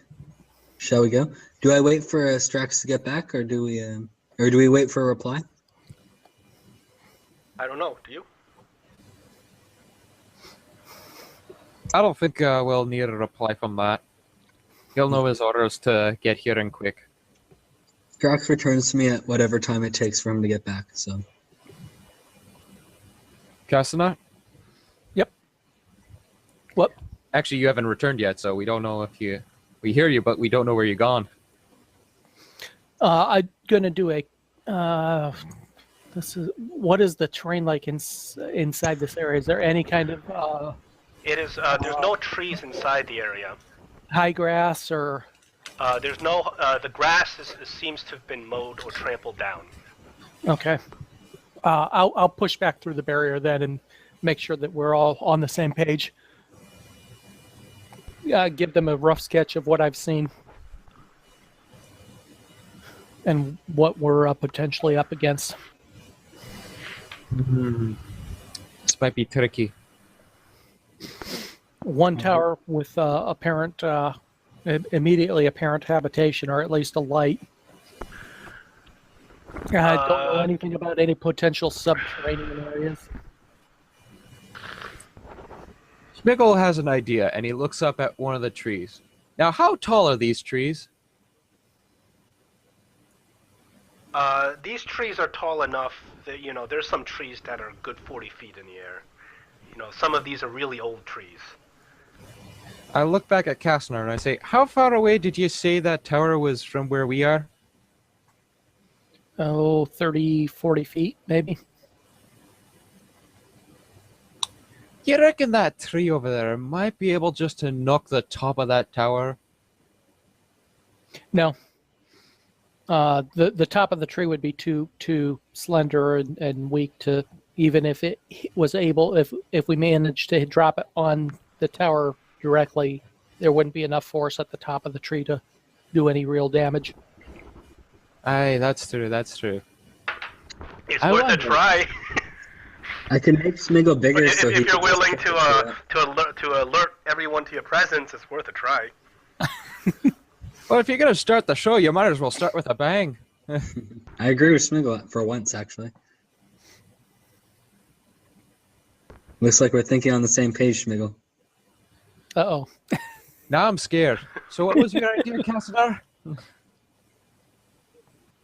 I didn't have an idea. I just sketched out what I saw. All right. We don't know anything about actual numbers, although we can assume they're somewhat substantial. We know that there's one tower that appears to be inhabited, but if that is the individual we're after, likely the hobgoblins and goblins are spread out among other towers. I can't say for sure whether or not there's any subterranean areas either. The area around it is pretty much wide open, so it would be hard for me if they actually have something watching in there to actually sneak in. Do you want me to cast invisibility on all three of us and we can go wherever we want? I was going to say, we do have, the potion of invisibility. Can you cast the spell that many times? I can cast it a total of 3 times. It uses all my second level spell slots. Well, the other option is I could scout. We do have a potion of invisibility. Apparently we have 2. Oh, okay.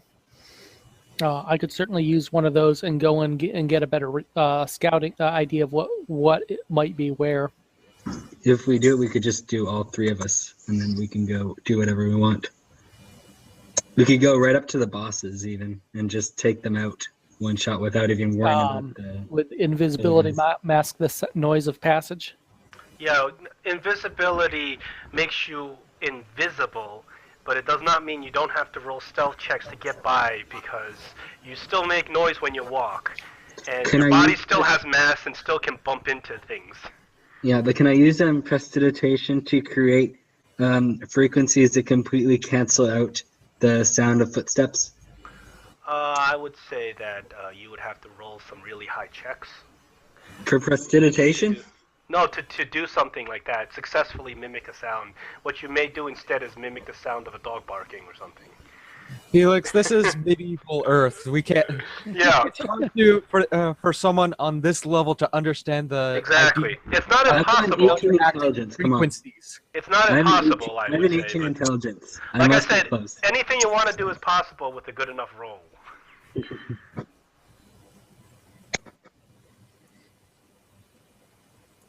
All right, so stealth it is. Okay. Mind you, I won't be very good at stealth. Mm-hmm. Yeah, that's why one of us going in has a much better chance to scout, has a much better chance of getting a successful scout report. All right. And I hand... so who's going out scouting first? And I pull out the whistle.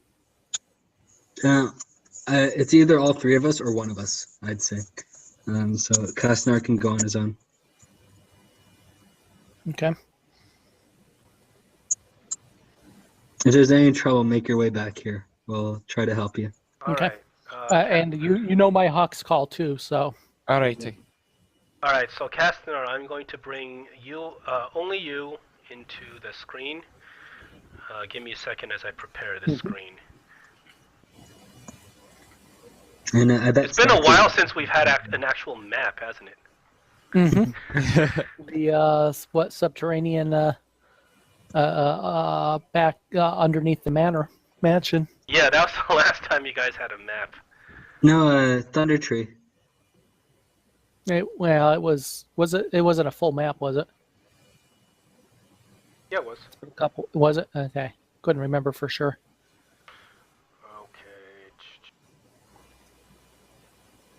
Okay. Can we see the map or no? We can't. Not yet.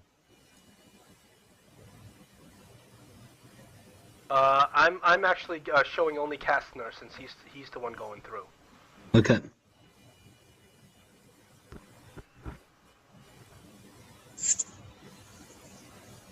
Wonder why this music is so hokey. Sometimes it works, sometimes it doesn't work. At this right now, no music is working. I was going to say, wonder if it's something to do with server side issue. I think so. Server load, maybe. Yeah. Well, the thing is, the music doesn't really do anything except reference SoundCloud.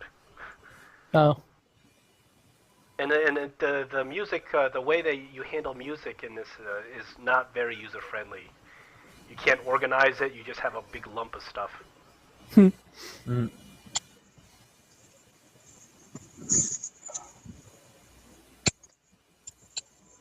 That cloak's getting pretty hot. Yeah, I had to take mine off. It's Mine's a heavy thing. Oh, that's fine. I opened the window. I can't use my helmet on, otherwise I sound like I'm in a tunnel. Yeah, but that's how your character. You cutting out again? That's how your character would sound. So that's how you'd get 100 experience by proving that you have a costume on. Just take a picture. Make the picture your avatar. That's all you need. Okay. I can't give 100 experience every game though, because that's too much. Yeah. Halloween special. Okay, Kastner, you make it through the barrier. Can you see? Probably not. No. Nope. Something changed. Yeah. There we go. Okay, got it. As you make it through the barrier, directly before you stands a tower. It is completely collapsed except for the first floor. There's a little pigeonhole right through it, but the pigeonhole is about 6 feet up. Okay. And it's about 1 foot wide, so it's not like a window you can climb through. No. More like arrow slit. Yeah, more like arrow slit.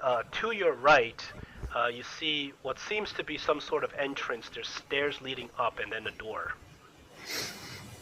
Okay, and straight to the north, is that the side of another tower, or like a road leading in? You see a platform right here that goes up to a higher level that seems to be about 5 feet up. You see stairs over here that lead up to that platform. Okay. I'm going to go work my way around the south edge of this tower here. I have taken the potion, so just moving quietly now, avoiding the rubble. Okay. And I think what I'm going to do, I'm going to take a good look around to make sure there's no trip ropes or anything. Kind of. Oh, sure. Roll a perception. Traps.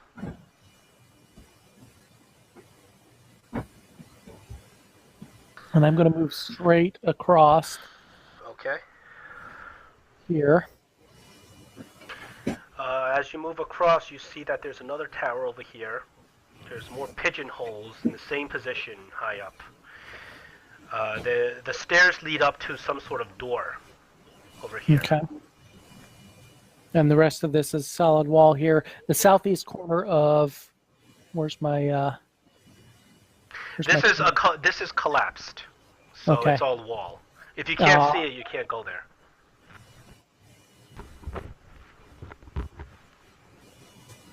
Okay, continue along the outside. You hear some noises, maybe some clanging or something when you're walking through that area. Inside. From inside. Yeah. Same level or up? The same level that you're on. Okay. As you make your way to this broken tower, it's eerily silent. Okay, so noise in the southwest tower and quiet in the southeast tower at the moment. Yeah, but you don't see any obvious entrances down here. Okay, I'm gonna go ahead and go basically circumnavigate, unless unless something jumps out at me. I need a stealth check. You roll it with advantage.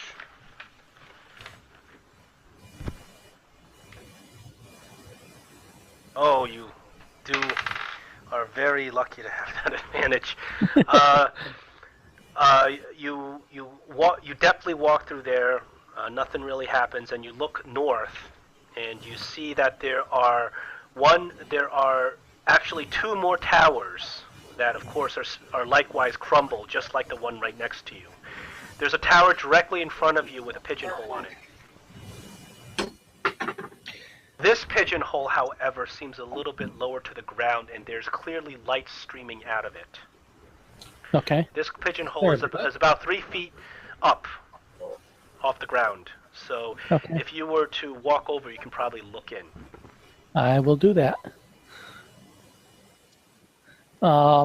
Just before I get there, I'm going to stop and take a really good look at the ground again and make sure there's nothing. Seems odd to have something that low, so...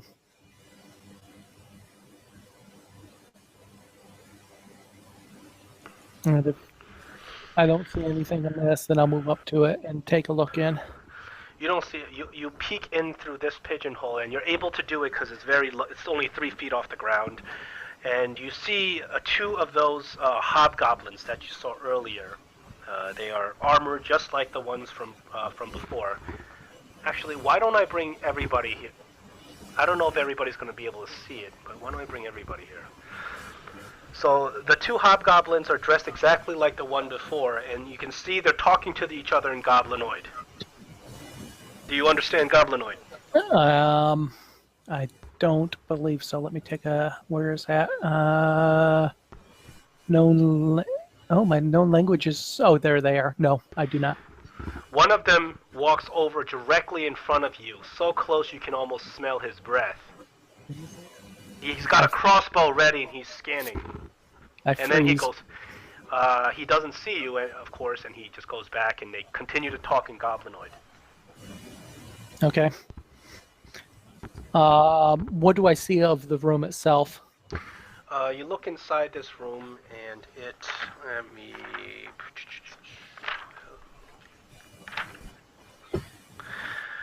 there is a stone brazier inside the room full of glowing coals.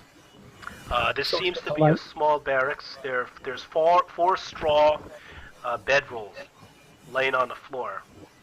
Okay. Alright, I'll be right back in a second. As you peek around in a different angle, you can see that the wall to the south has partially collapsed. There appears to be a door that goes to the tower to the south as well. Okay.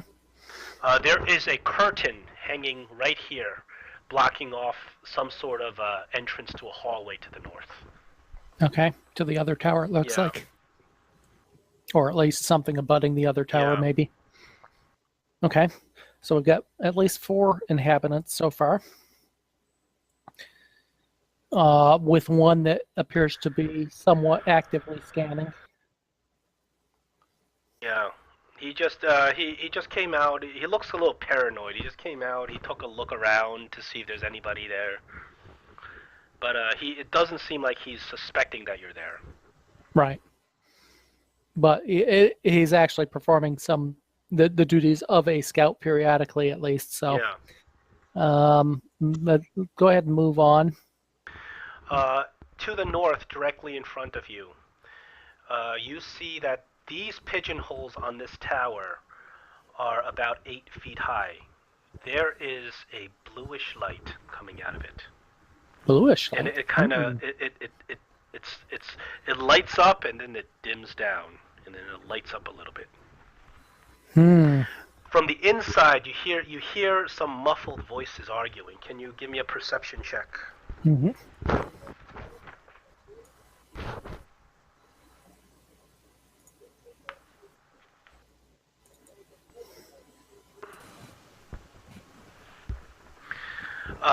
You can't pick up much of the conversation, but you hear a gruff, deep-throated voice. Growl!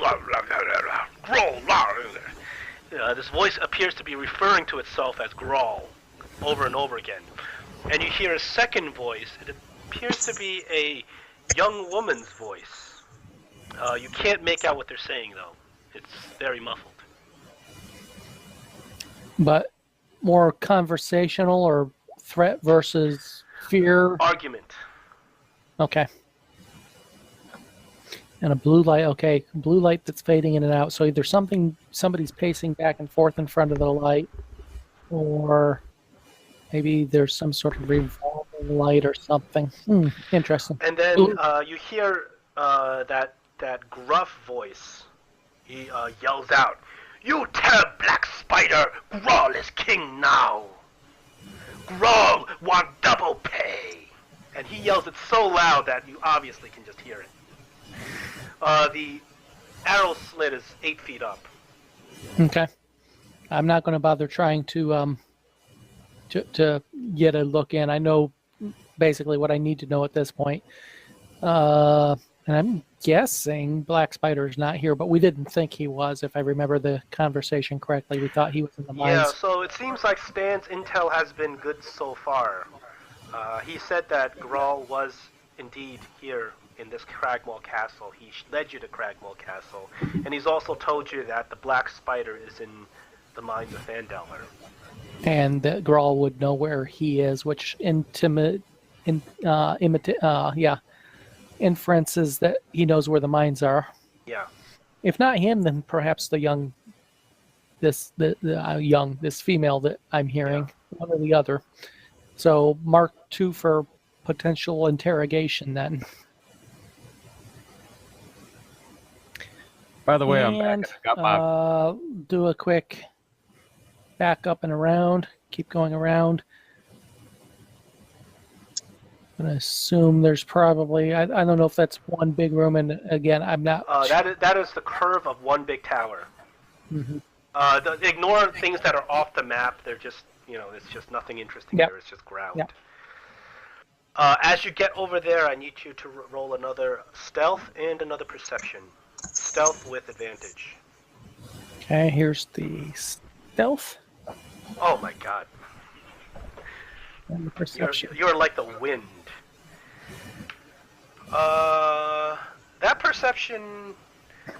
With that perception, you look down south and you see that this area is very much a crumbled. There's a lot of crumbles all over the place. The wall has completely collapsed in this area. There seems to be possibly a path, but all you see behind it are just collapsed wall. Okay. And does not look like we can crawl up into that tower here. I presume it's unstable type. You don't see a direct entrance into the tower. You can see that you can probably crawl up this stuff and get to the second floor of the tower, but the second floor of the tower you can even see from far away is completely empty and is collapsed. Yep. Okay. It seems like the inhabitants are in the first floor of the tower. Right. Okay, let's take it very carefully when I get up here. And I'm kind of moving. One thing I didn't ask, and so I won't, is how long to expect this potion to last. So I'm kind of It's moving at a It's an quick hour, scout.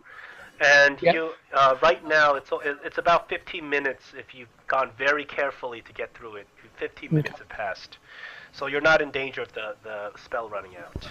Okay. So let's take a really close look.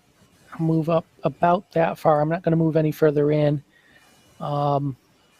And appears to be a You look down. circular room. Yes, this appears to be a circular room because of the way the castle is collapsed. You can actually walk into the room from the outside. And I need another perception check from over there. So this tower has completely collapsed, although the ground floor still has a little bit of open space. There appears to be a whole bunch of crates that have rotten. They've been put there for a long time. Okay. There are ancient-looking barrels that look like they haven't been used in ages.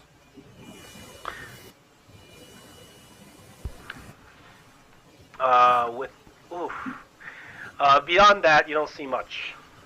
Okay. I don't know if I want to. I'm going to venture forward just a little bit and see if there's any kind of door. And yeah, it looks like there is a door going to the east into the tower. Oh, this is not a door. Seems to be just Oh. rock all over all around the back. This? That door. That door seems to be like there seems to be rocks collapsed over it, Okay. like it's buried Okay. in rock. I mean, if you wanted to try to maybe manipulate it, try to get over there, move the rocks, you think you probably could. Yep. Nope. Not interested. But it looks like the door's just- bending with just rocks piled on top of it. Okay. That's all I needed to know. Back up, out, and continue around. As you get around, you see the next tower, once again with arrow slits approximately 5 to 6 feet up. There is some faint flickering light, natural-looking light coming out of the arrow slits. Natural And, looking, like yeah. torchlight or... And roll a perception.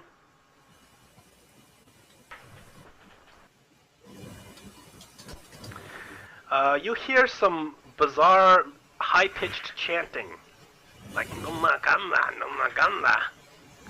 It's goblinoid. Great. You know it's goblinoid, but you can't a really. goblinoid witch doctor. Yeah, it's like a ritualistic sounding chanting. There's more than one voice going on at the same time. Bet you wish you had the doctor there now. No, I don't. You're Goblin. going in for that magic spell. Doctor speaks goblin.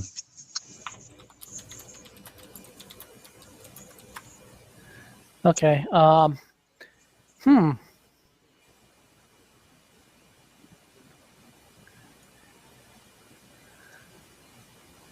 I'm thinking here. Is it worth getting a look in there? 6 feet up. If they're busy, is there a flat rock that would give me about a 6-inch reach or so? So I don't need too much height to be able to peer in. You can find plenty of rocks to build yourself a couple of steps to get up and peer into the hole. However, you realize that if you pick up these rocks, you may make some noise, so you got to do it carefully. Yeah. I wouldn't be looking necessarily amidst the rubble itself. Well, there's plenty of rocks all over the place you can just pick up and make a steps out of. Like no rocks that look like if you take them out, the thing's gonna collapse kind of rocks. Just laying around on the ground, you can find plenty of rocks you can stack up to be able to look inside. But you know that if you try this and you drop a rock, you're gonna make some noise. Yeah. I almost think it's worth taking the chance here to see what we're up against. It sounds like some sort of spell casting, potentially, and if so, I'd like to know exactly what we're up against there. Okay, I need a dex check to stack the rocks. Oh, finally the music's on. I don't hear anything. I don't hear anything. Really? Yep. Nope. Nothing Oh, by the here. way, I changed my profile picture. Where? I don't see it. Yeah, it's a thing with the D20 that it doesn't change mid-game. Oh. So yeah, I kind of have to go over to my profile. It's Okay, let me check your profile. Let's see. What's he checking? I don't know. He's talking to somebody. Alright, why don't you take your... You still... But I don't see your face. You could have just Googled somebody. Because you have a helmet on.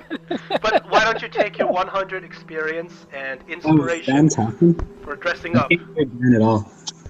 Yeah. all right. Can I have Felix confirm that I do, in fact, have a black Nope. helmet, an axe? Castanar, unfortunately, you weird. drop a rock, and it makes a smack on the ground. Okay. I freeze. I'm invisible. You're I presume. invisible. So I look. And then you hear a little bit of chatter in that tower right next to you. You see the light from the tower gets a little bit brighter as somebody obviously is bringing the light source to it. And then you hear some more goblinoid talk, and then it goes back. Okay. And then you wait a good 2 minutes before they start chanting again. Numa numa, numa numa. Maglabiat, maglabiat. I'm not going to take that chance again. Moss-covered rocks are obviously a bit slippery here. But could I get any idea when they stopped talking and started chattering amongst each other how many there might be? Why don't we do a insight?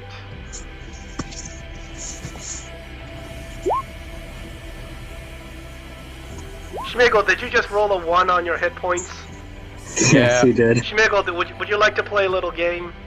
He didn't get one last time though. Well, it's a risk to take when you roll. Yeah, I know. I know. Would you like to play a little game? Says the Saw Man. Oh God. I don't know. Is it worth playing? The doctor's already a little gimped for this event, for this encounter. We'll see. I can't hear you, Dan. Can you refresh?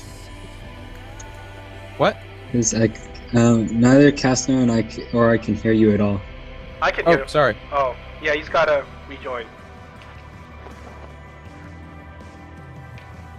Watch, it has to do with the fact that he changed his profile picture.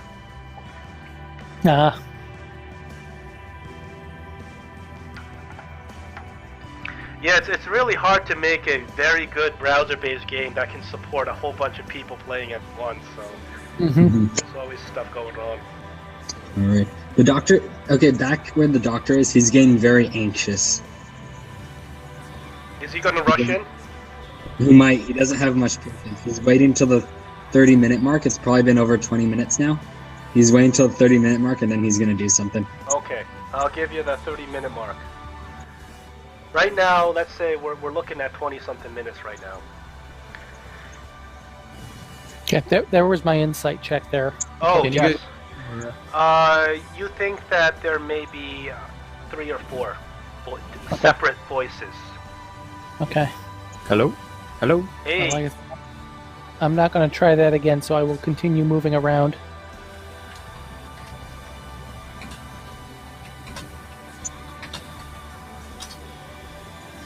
Nope. Hello? Hello?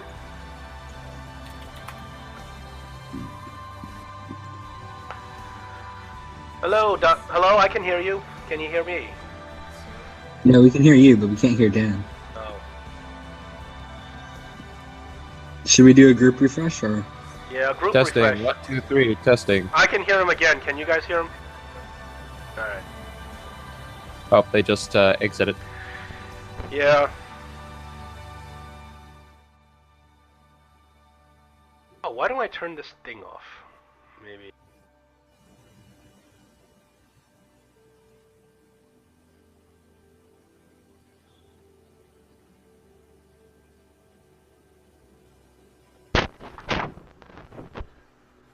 There we go. The music's working now.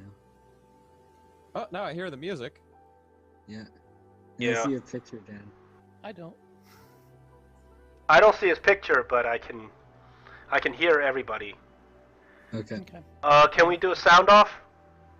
Well, I can't hear anybody, so except you, John. So I'm gonna try and reload again.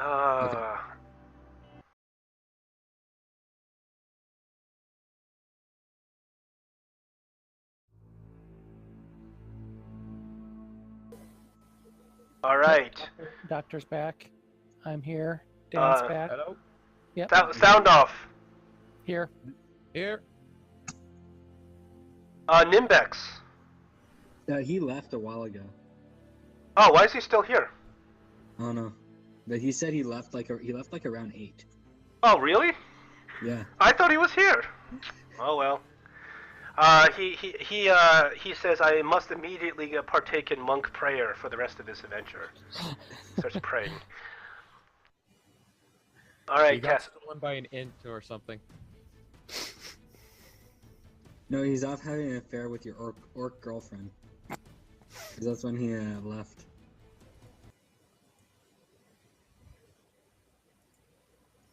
Okay. Anyway, I continue out and around. 30-minute mark. You see, as you come around here, and I'm gonna hit. Well, he's gonna hit the 30-minute mark very soon. So as you come around here, you see that this tower has one of it, that little arrow slit. This is literally 2 feet off the ground, Okay. Light. and it's very tall also. So it starts from 2 feet off the ground, and it goes up to like 6 feet above ground. Ooh, how wide? 1 Same foot. height? They're all 1 foot wide, so you can't physically squeeze through, even if you're an elf. Strange. It's almost like some of the towers have sunk or something. Take a quick eyeball at the apparent height of the towers. Based on what I can see. It appears that even the level of the tower has warped as the tower has sunken into the ground. Okay, it has sunk. Okay.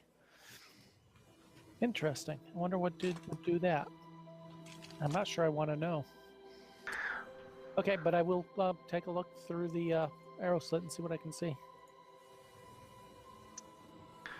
Oh, So- I can actually. You look through the arrow slit and you see 4 more of those hobgoblins. And they are sitting there holding their weapons. Holding their weapons. Holding, like they're taking a little Oh, whetstone got it. Holding. on their weapons. They're kind of fastening their armor. One of them has a crossbow, and he's standing literally. He's standing just. You can see his back, but he's got a crossbow, and he's standing right at the window. Okay. I step away, just in Okay. case he accidentally discharges it. It could be a clumsy Okay, move. 30 minutes has been up. What's the doctor gonna do? Run in, guns blazing? Oh yeah. No. The doctor's pacing back and forth. This isn't good. Kastnar should have been back by now. Been 30 minutes. He's a capable hunter. He can hone on himself. Unless he's called us for his mark. We don't go in. Gotten too far that if he did need trouble, we'd be too far to help. We should approach. I don't advise it. The doctor's approaching. So same thing happens. I'm going in stealthily though. And I'm going the way Kastnar more or less went. I'm going to... And I'm having Strax scout ahead too. Like from way above. He can't see anything from way above due to the barrier. No, well, inside the barrier. How high is the barrier? The barrier, you don't know exactly how high, but it seems like it's a good maybe 50 feet high, and it's domed. Okay. So if you can take him in with you. Mm-hmm. Okay, no, Strax will stay on my shoulder then. And we're gonna go in quietly. Okay. You No, come sorry, in. we're gonna go in at aim point anyways. I'm gonna have to bring you in like this. So See, the problem with this dynamic lighting is you see too much while I'm moving tokens around. So as you come in, same thing happens. You go through. It seems like you go through a thick layer of jelly that sticks to you as you pull through it. And like what Kastner saw, you are in front of a big tower. I need you to roll immediately a stealth. Oh wait, so are you invisible? No, I'm not. Immediate stealth. I'm in bright yellow robes. You're in bright yellow robes. If I see a flash of movement out of the corner of my eye, I immediately have my bow out. Yeah. Okay, Well, you see a big flash of yellow just pop out of the barrier. Bow's out, arrows knocked. Just a sec, my character sheet doesn't want to load. Oh. Okay, there we go. Oh wait, actually, no, I wouldn't see him where he is. I see that you're a little choppy in your connection too. Even your video's a little choppy. I don't know what's going on. Yeah. Your audio's okay though. Okay, cool. Yeah, everybody's a little choppy too for me. It Okay, must be at peak hours or something. Yep. All right. Let's see. Let's see what they got. Oh, natural one. You, even though you're wearing this audacious yellow outfit, you run it. You run in, and it just happens that nobody was looking out that window at the time as you ran in. Very luckily. I put my back against the wall. Get in. Can we get some James Bond music? I don't have any James Bond music. I can most definitely change this music. Doesn't sound like it's right anyway. Let's see, what do I have close to James Bond music? I got this. Sure, why not? Okay. And I'm gonna... The doctor always liked the direction of north. So he's heading north. He's keeping his back to the wall, though. Okay. And he's peeking around corners. So you squeeze along to this area, and you see that directly north is a platform. It's about 5 feet tall, so you can just peek over it, and you can see that just above the platform, well, even from where you're standing, you can just peek over it. You can see above the platform there are 2 towers, one to the north and one more to the south. Both towers have arrow slits facing the platform.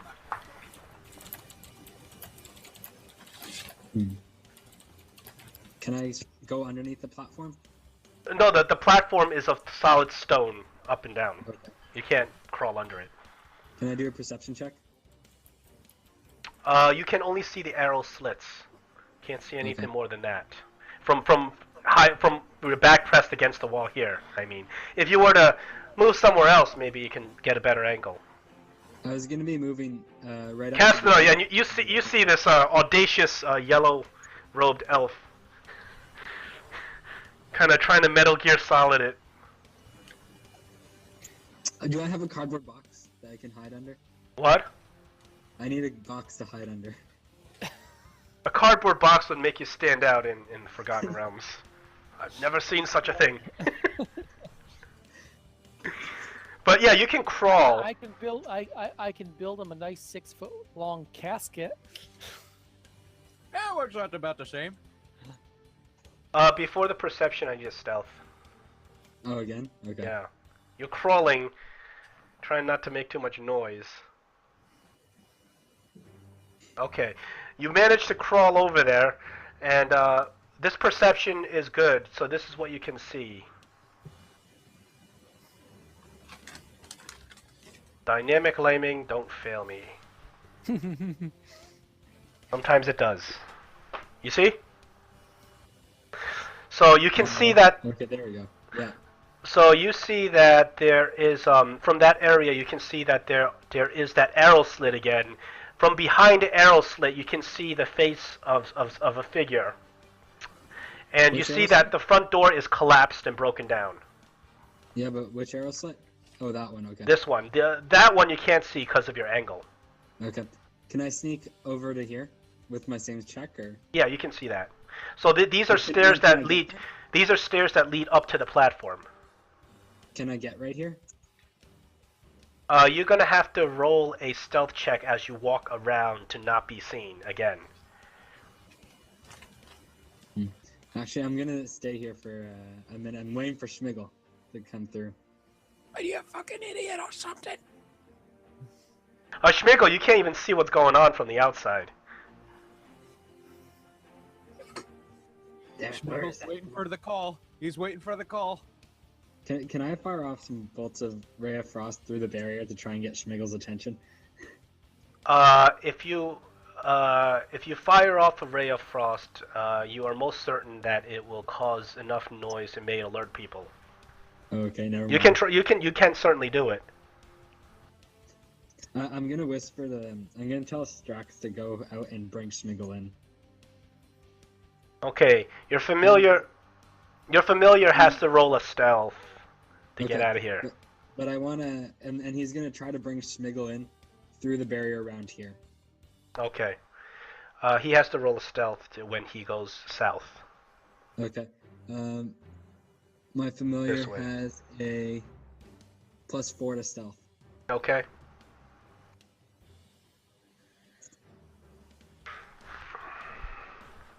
I am frozen with my bow drawn and an arrow knocked flat against the wall. Is that your roll? Yeah.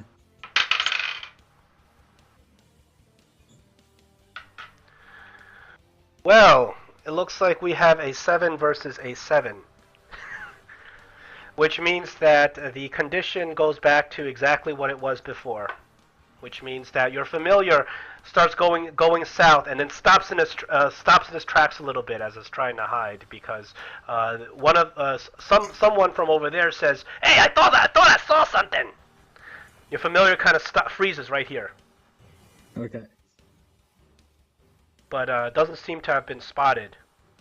So your familiar goes low to the ground and stops there. Okay. And I signal. I think to him when I see that goblin kind of turn away at the arrow slit. I let him know to keep going. You wait and you wait and you wait, and you can't really see the goblin from that arrow slit. He can sort of see the goblin, and through his eyes, the goblin is just still there, crossbow kind of looking around for anything to shoot. The doctor loses his patience and makes rock sounds with prestidigitation around here. Like a footstep or something. A sound to sort of distract them quickly. Okay, you I hear can see up to here. you hear a lot of commotion up there. And And Castanar, you see that these you're from viewing from this angle, I assume, right?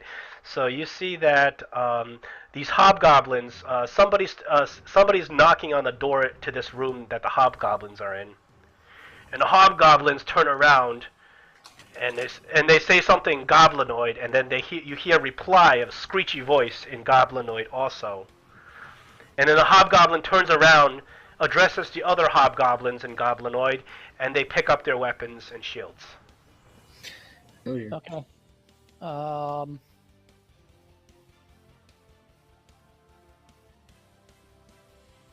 I'm gonna wait until they actually start moving away from. I know there's one just on the other side of. Yeah, this here. one is the only one who is fully equipped. He's got his crossbow and fully armored. The other ones seem to be sort of tightening straps on their armor, banging their weapons, making sure that it's strong. They look like they're preparing the battle. Okay. This one looks like he's already been prepared. Yep, I'm gonna move out and up a ways, 40, 50 feet or so. I don't want to be right next to him. Yeah. And then I'm gonna give the Hawks call. Okay. What happens when you give the Hawks call again? The Schmigel's men come, or Schmigel comes, or. Schmigel comes. He's got his signal whistle for Okay. summoning. So Schmigo, you hear the hawk's call. All right. So I cautiously get it. Zuni's with you. So she follows you. Zunimar follows you. So I look back at her and whisper, "Keep it down. Huddle close. Keep yourself alert and stealthy." Does Strax ever get out to lead them to the location? No, he dropped down to try to not get seen. Because if he were to get seen, he'd probably get shot at. Yeah, but after I made that sound, I signaled to him to keep the goblin at the window never left. Oh, okay. So Schmigo, which way are you coming in on this? Are you coming in the same way the others came in? Which is towards the right? They all came in from the southwest. Yeah, I figured I'd come in through there. Okay, so Schmigo, you and Zunimar come in through the southwest. Now, you guys are trying to come in stealthy or trying to come in full force? Stealthy. Okay. Schmigo, let's see your stealth check. You got 14. With disadvantage, you're wearing some pretty... Yep. He's 14 is the disadvantage, yeah. Hold on. 17 and a 14 there. Let's see if Zunimar can do some stealth.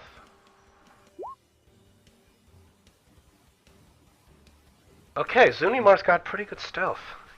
Okay. Now, let's see. Natural 20.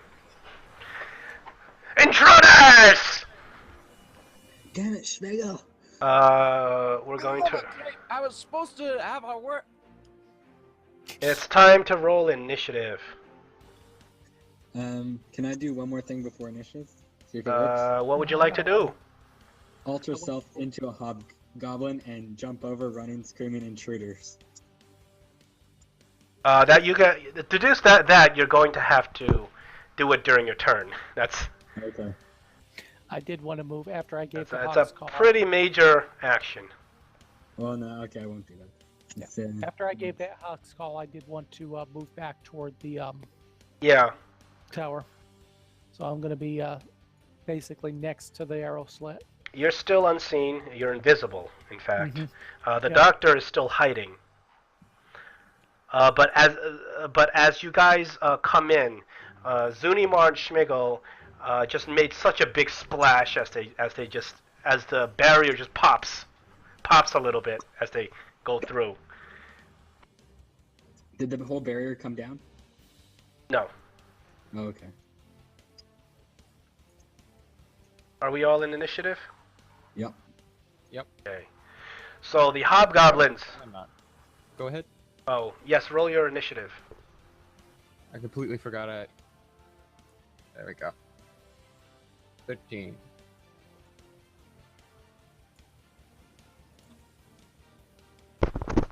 Yep. Okay.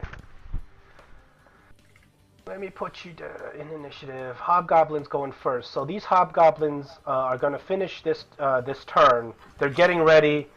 They are strapping their belts in. Doesn't it take like a minute to get ready completely, essentially? Well, they had already been partially dressed. Yeah. Okay. Well, now they're getting ready for combat, putting their helmets on. If it's And then medium they- armor, it takes like 5 minutes or something. So no, it's not like they were going from butt naked asleep. They had already been partially dressed, but their armor wasn't fit properly and everything. Okay. You have to tighten some straps and So this one over here starts barking orders at the other ones as they start getting ready. That's their turn. Schmigel, you're up. Schmigel, as you see before you, there is a tower. You can't. There's a window in the tower, and you can vaguely see that there is an arm with a crossbow, kind of hanging out the window. Looks like it's only 1 foot long. So first I yell out, "I thought the fucking close was clear." He says, "Where?" Zunimar yells out, "Where's the battle?" It's here. It's here. I signal to Smiggle. Front door is right here. Got it. See, how far is that? You got 25 feet? You can get around here. Actually, it's 30 because I still got the boots. Oh, that's right. You can get all the way up to here. Oh. Alright. Yo. Up. Damn your controls. There you go. I'll help move you. So Schmigel, as you round up the corner, you can see that this appears to be the entrance to the castle. The doors are just knocked down, but you see two arrow slits, one to the north, one to the south. You see there are armed crossbows right behind the arrow slits. Oh, this isn't gonna be fun.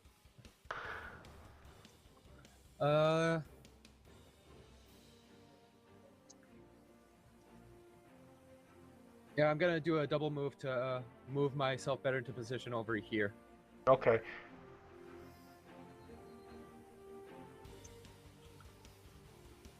All right. You round the corner, and you just narrowly come right here, hugging the wall. You can see very closely now. There are two goblins right behind. Ah, bugger. And they got their crossbows ready to fire at you, and it is their turn. 2 crossbow shots at you.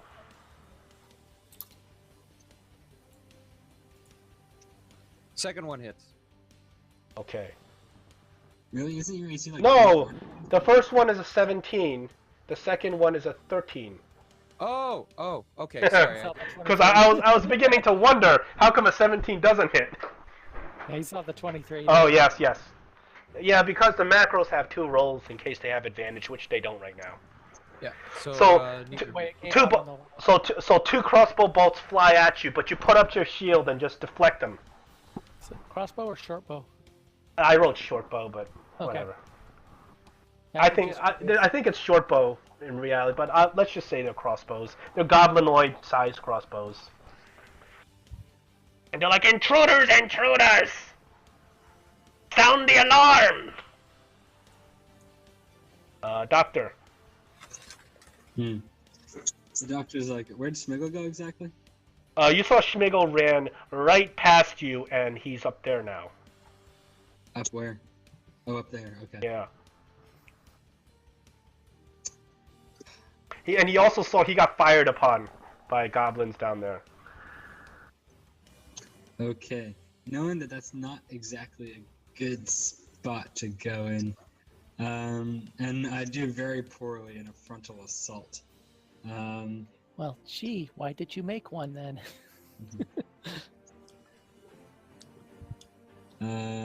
I'm going to, let's see.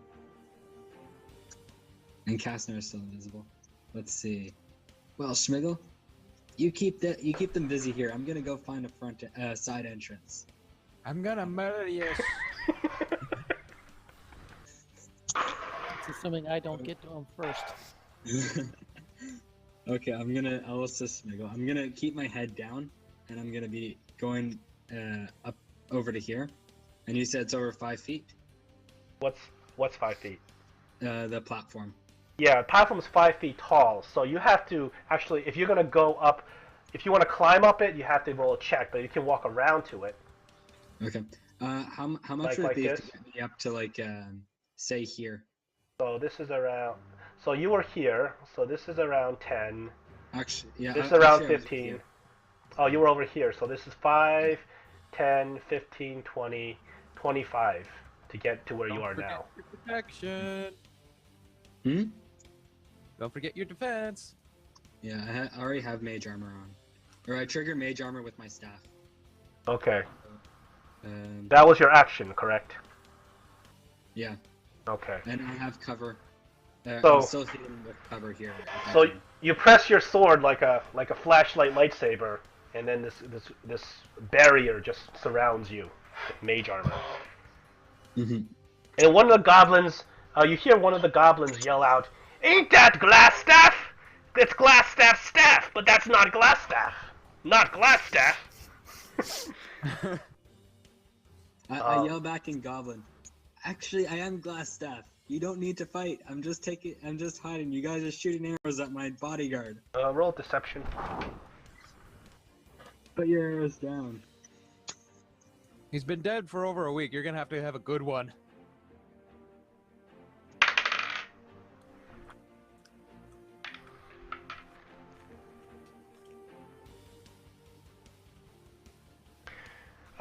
He yells back to you in Goblinoid, "You not Glassstaff! Glassstaff don't speak Goblin!" Nope. Well, I tried. Glastanar. You've tried an awful lot of things. So Goblin takes one shot at Zunimar from down below.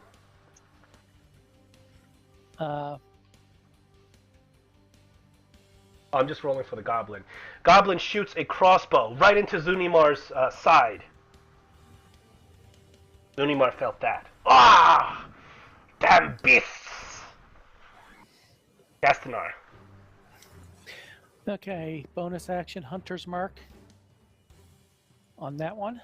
Okay, very nice. He's going to swallow, I think it's one arrow, and it looks like there's one within 5 feet of it, a second arrow, using my class skill of Horde Breaker. When you make a weapon attack, you can make another attack with the same weapon against a different creature within 5 feet of the original target. Okay, we'll say that this one down here is. Okay. This one's marked, and the other one will take the second shot. Okay.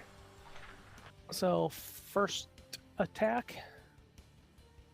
The first I'm invisible, so I have. The first attack, you have advantage because you're invisible. You land an expert shot right through the links of his chainmail armor because you're so close to sink it into his flesh.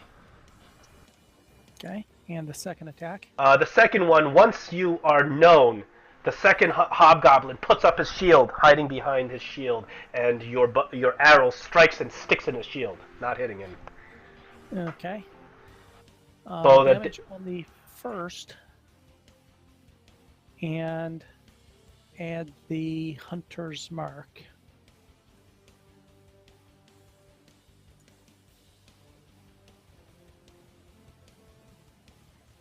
That didn't roll, did it?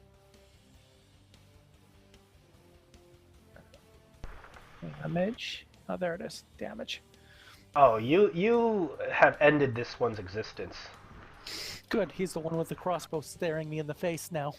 So the sudden look of astonishment in his eyes. The other three just drop all the adjusting of their armor, pick up their weapons as they saw you just drop by, shooting arrows. Is that the end of your turn? No, I'm going to step to the side. Good move. The last thing you saw as you stepped to the side is that they were heading to the door behind them.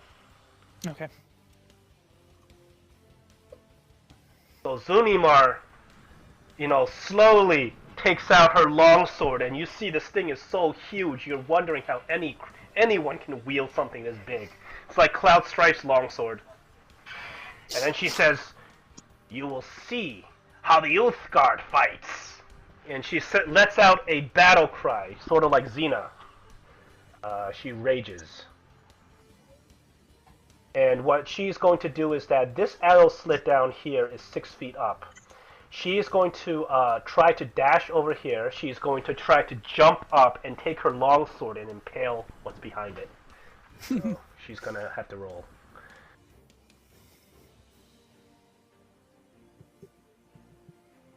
Because she didn't like getting hit with a crossbow.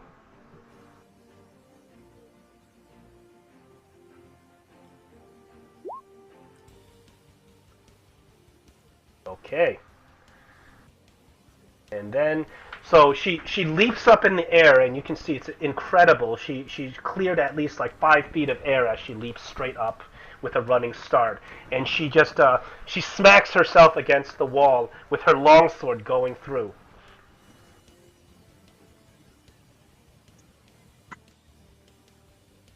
And let's see if this longsword's gonna hit.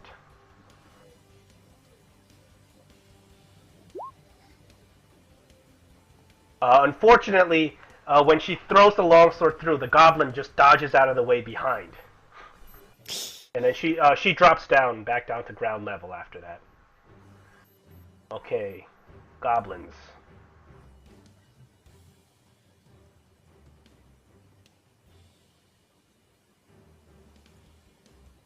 Okay, you hear some shuffling behind the tower where the hobgoblins are. And then you hear some doors opening and closing.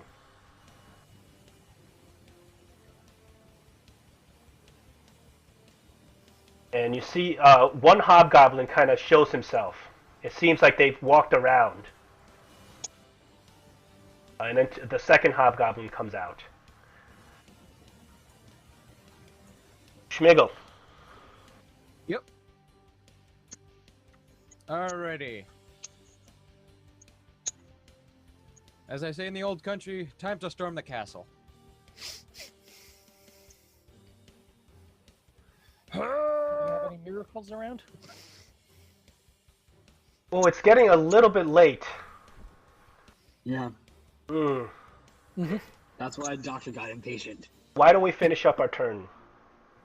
I hate ending in the middle of combat, but we're kind of really we're pressing it. Sure So I thing. turn the corner to see this. So you turn the corner and there's three of these sniveling, wretched, smelly, loud hobgoblins, and they're letting out a battle cry, and you can see the mist of their voice in the cold air as they approach you with shields and swords. I let out my own battle cry. Ah!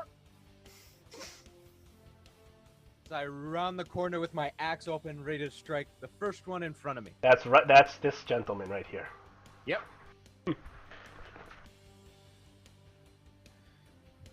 Now it's time to... There we go.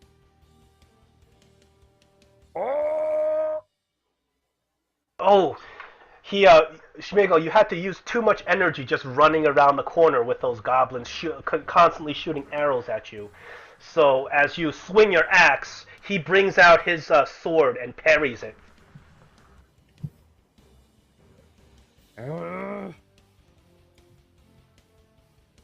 Oh, damn, I should have used a maneuver in that one. Oh, did I get inspiration? No, you have inspiration from the dress-up and 100 XP, remember? Oh, right. I forgot about that. I just want to remind...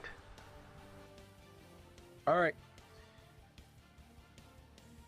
Waiting for a little bit later until it gets more dire. But I'll wait until the next turn for that. So, yeah, that'll be the end of mine. Okay. Goblins. Nobody is in their line except for the doctor. But the doctor, luckily, you got some cover here, and you got mage armor. So I'm gonna say you have partial. I'm ducking as much as I can. Yeah. So, but this is slightly elevated, so they do have line of sight to you. I'm gonna say you have partial cover, so +2 to your AC, in addition to mage armor. All right. You're getting 4 arrows shot at you. Ready? Yeah. I'm probably gonna trigger my shield here.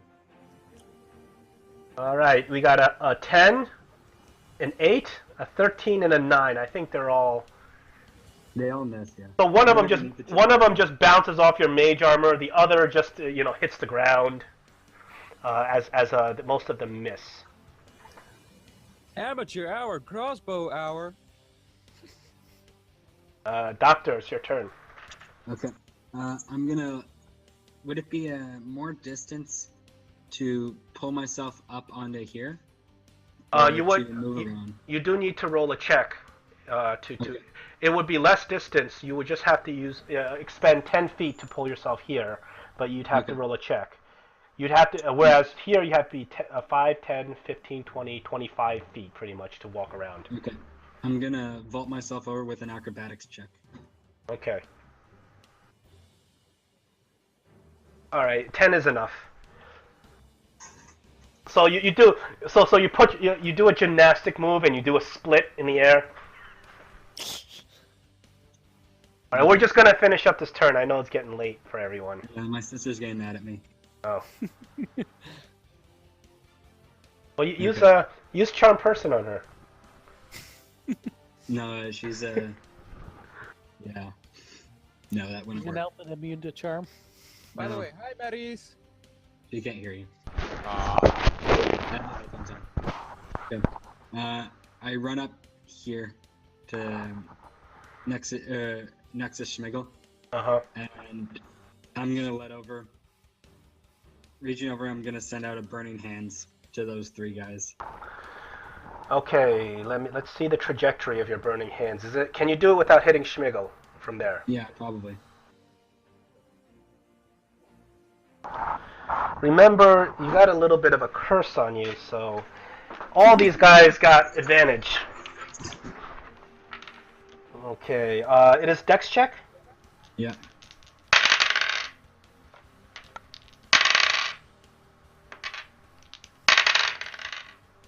Three successes. On 14?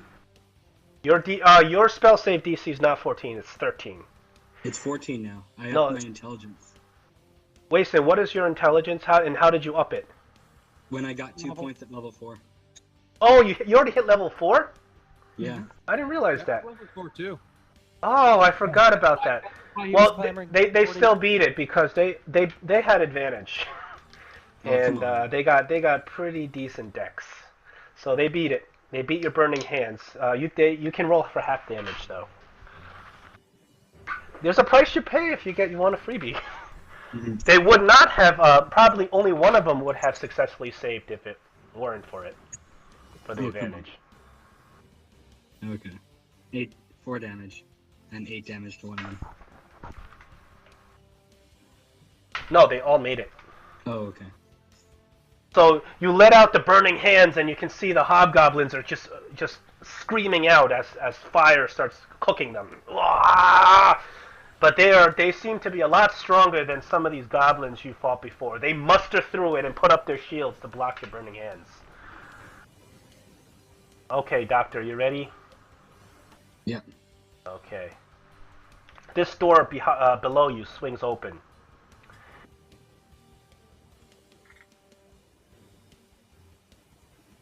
Two goblins. Whoops. They're not growing or shrinking. That's just a mistake. 2 goblins come out. Both of them, as they run out, they see that you're burning the hobgoblins, so they both attack you. Okay. They whip out their little goblinoid scimitars and try to strike you. 8 and a 12, I'm guessing, is nothing.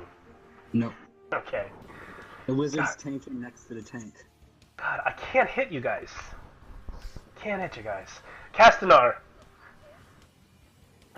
Okay, I'm gonna move 5, 10. I can't see anything. Let me. Oh, I can't scroll any further. 15, 20, 25, 30. I go up like that. And what do I see? I see. It's like You 2 see goblins. the doctor and Schmigel standing side by side. They seem to be getting crowded by hobgoblins and goblins. And you see these 2 arrow slits, and they are goblins with crossbows right behind them. Arrow slit. Oh. You arrow think slits. that? Yeah, you think that if you want to give it a shot, you can maybe try to hit one of them, but they're gonna be having They've got cover. 3/4 cover. If you land a lucky shot, you may be able to get one of them. You think? No, actually, you know what? How many goblins do I see in there? You see 2. And what happens is they both have crossbows. One shoots and then ducks, and the other one comes over, shoots, and then ducks, and then one comes back up. So they reload and shoot like in I'm sequence. going to use my inspiration. Uh-huh. I'm going to attack, and I think I'm going to use my Hail of Thorns. Spell. What's your target? The goblin. Which one? The one, that one, yeah. Okay, he What- has. It's the only one So this goblin, being behind this arrow slit, seems very hard to hit. You got about a 1 foot perimeter, and you plus he's kind of ducking below something behind him, so he has a +5 to his AC. Okay, that's fine. I'm going to use my, like I said, I'm going to use my inspiration. Okay. I'm going to mark him. He'll be marked with my hunter's mark. It's a bonus action. Okay. Oh wait, they're both bonus actions. Yeah, you can't double bonus action, but I thought you already. I did realize they were both a bonus action. I'll just use the Hail of Thorns as my bonus action. Okay. So.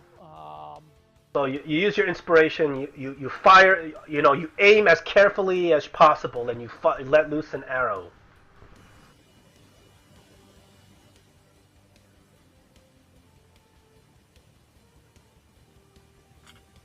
Oh, unfortunately. He has too much cover. Your arrow shoots in, but you can't get the right angle to get him because he just ducks narrowly out of the way. Wow, 19 isn't. He has this goblin has +5 to his AC. You shot through 3/4 cover. Okay, that's good. The spell's a concentration spell too, so that spell's still active. Okay. You can't cast Hail of Thorns if you didn't hit with the arrow, right? It's a bonus action. I cast it, and then the first attack that I hit. Oh, I see. Before the spell ends. I see. Okay, I think that's it. We have to stop. I'm sorry. I'm really sorry we had to stop in the middle of combat. I hate that, but...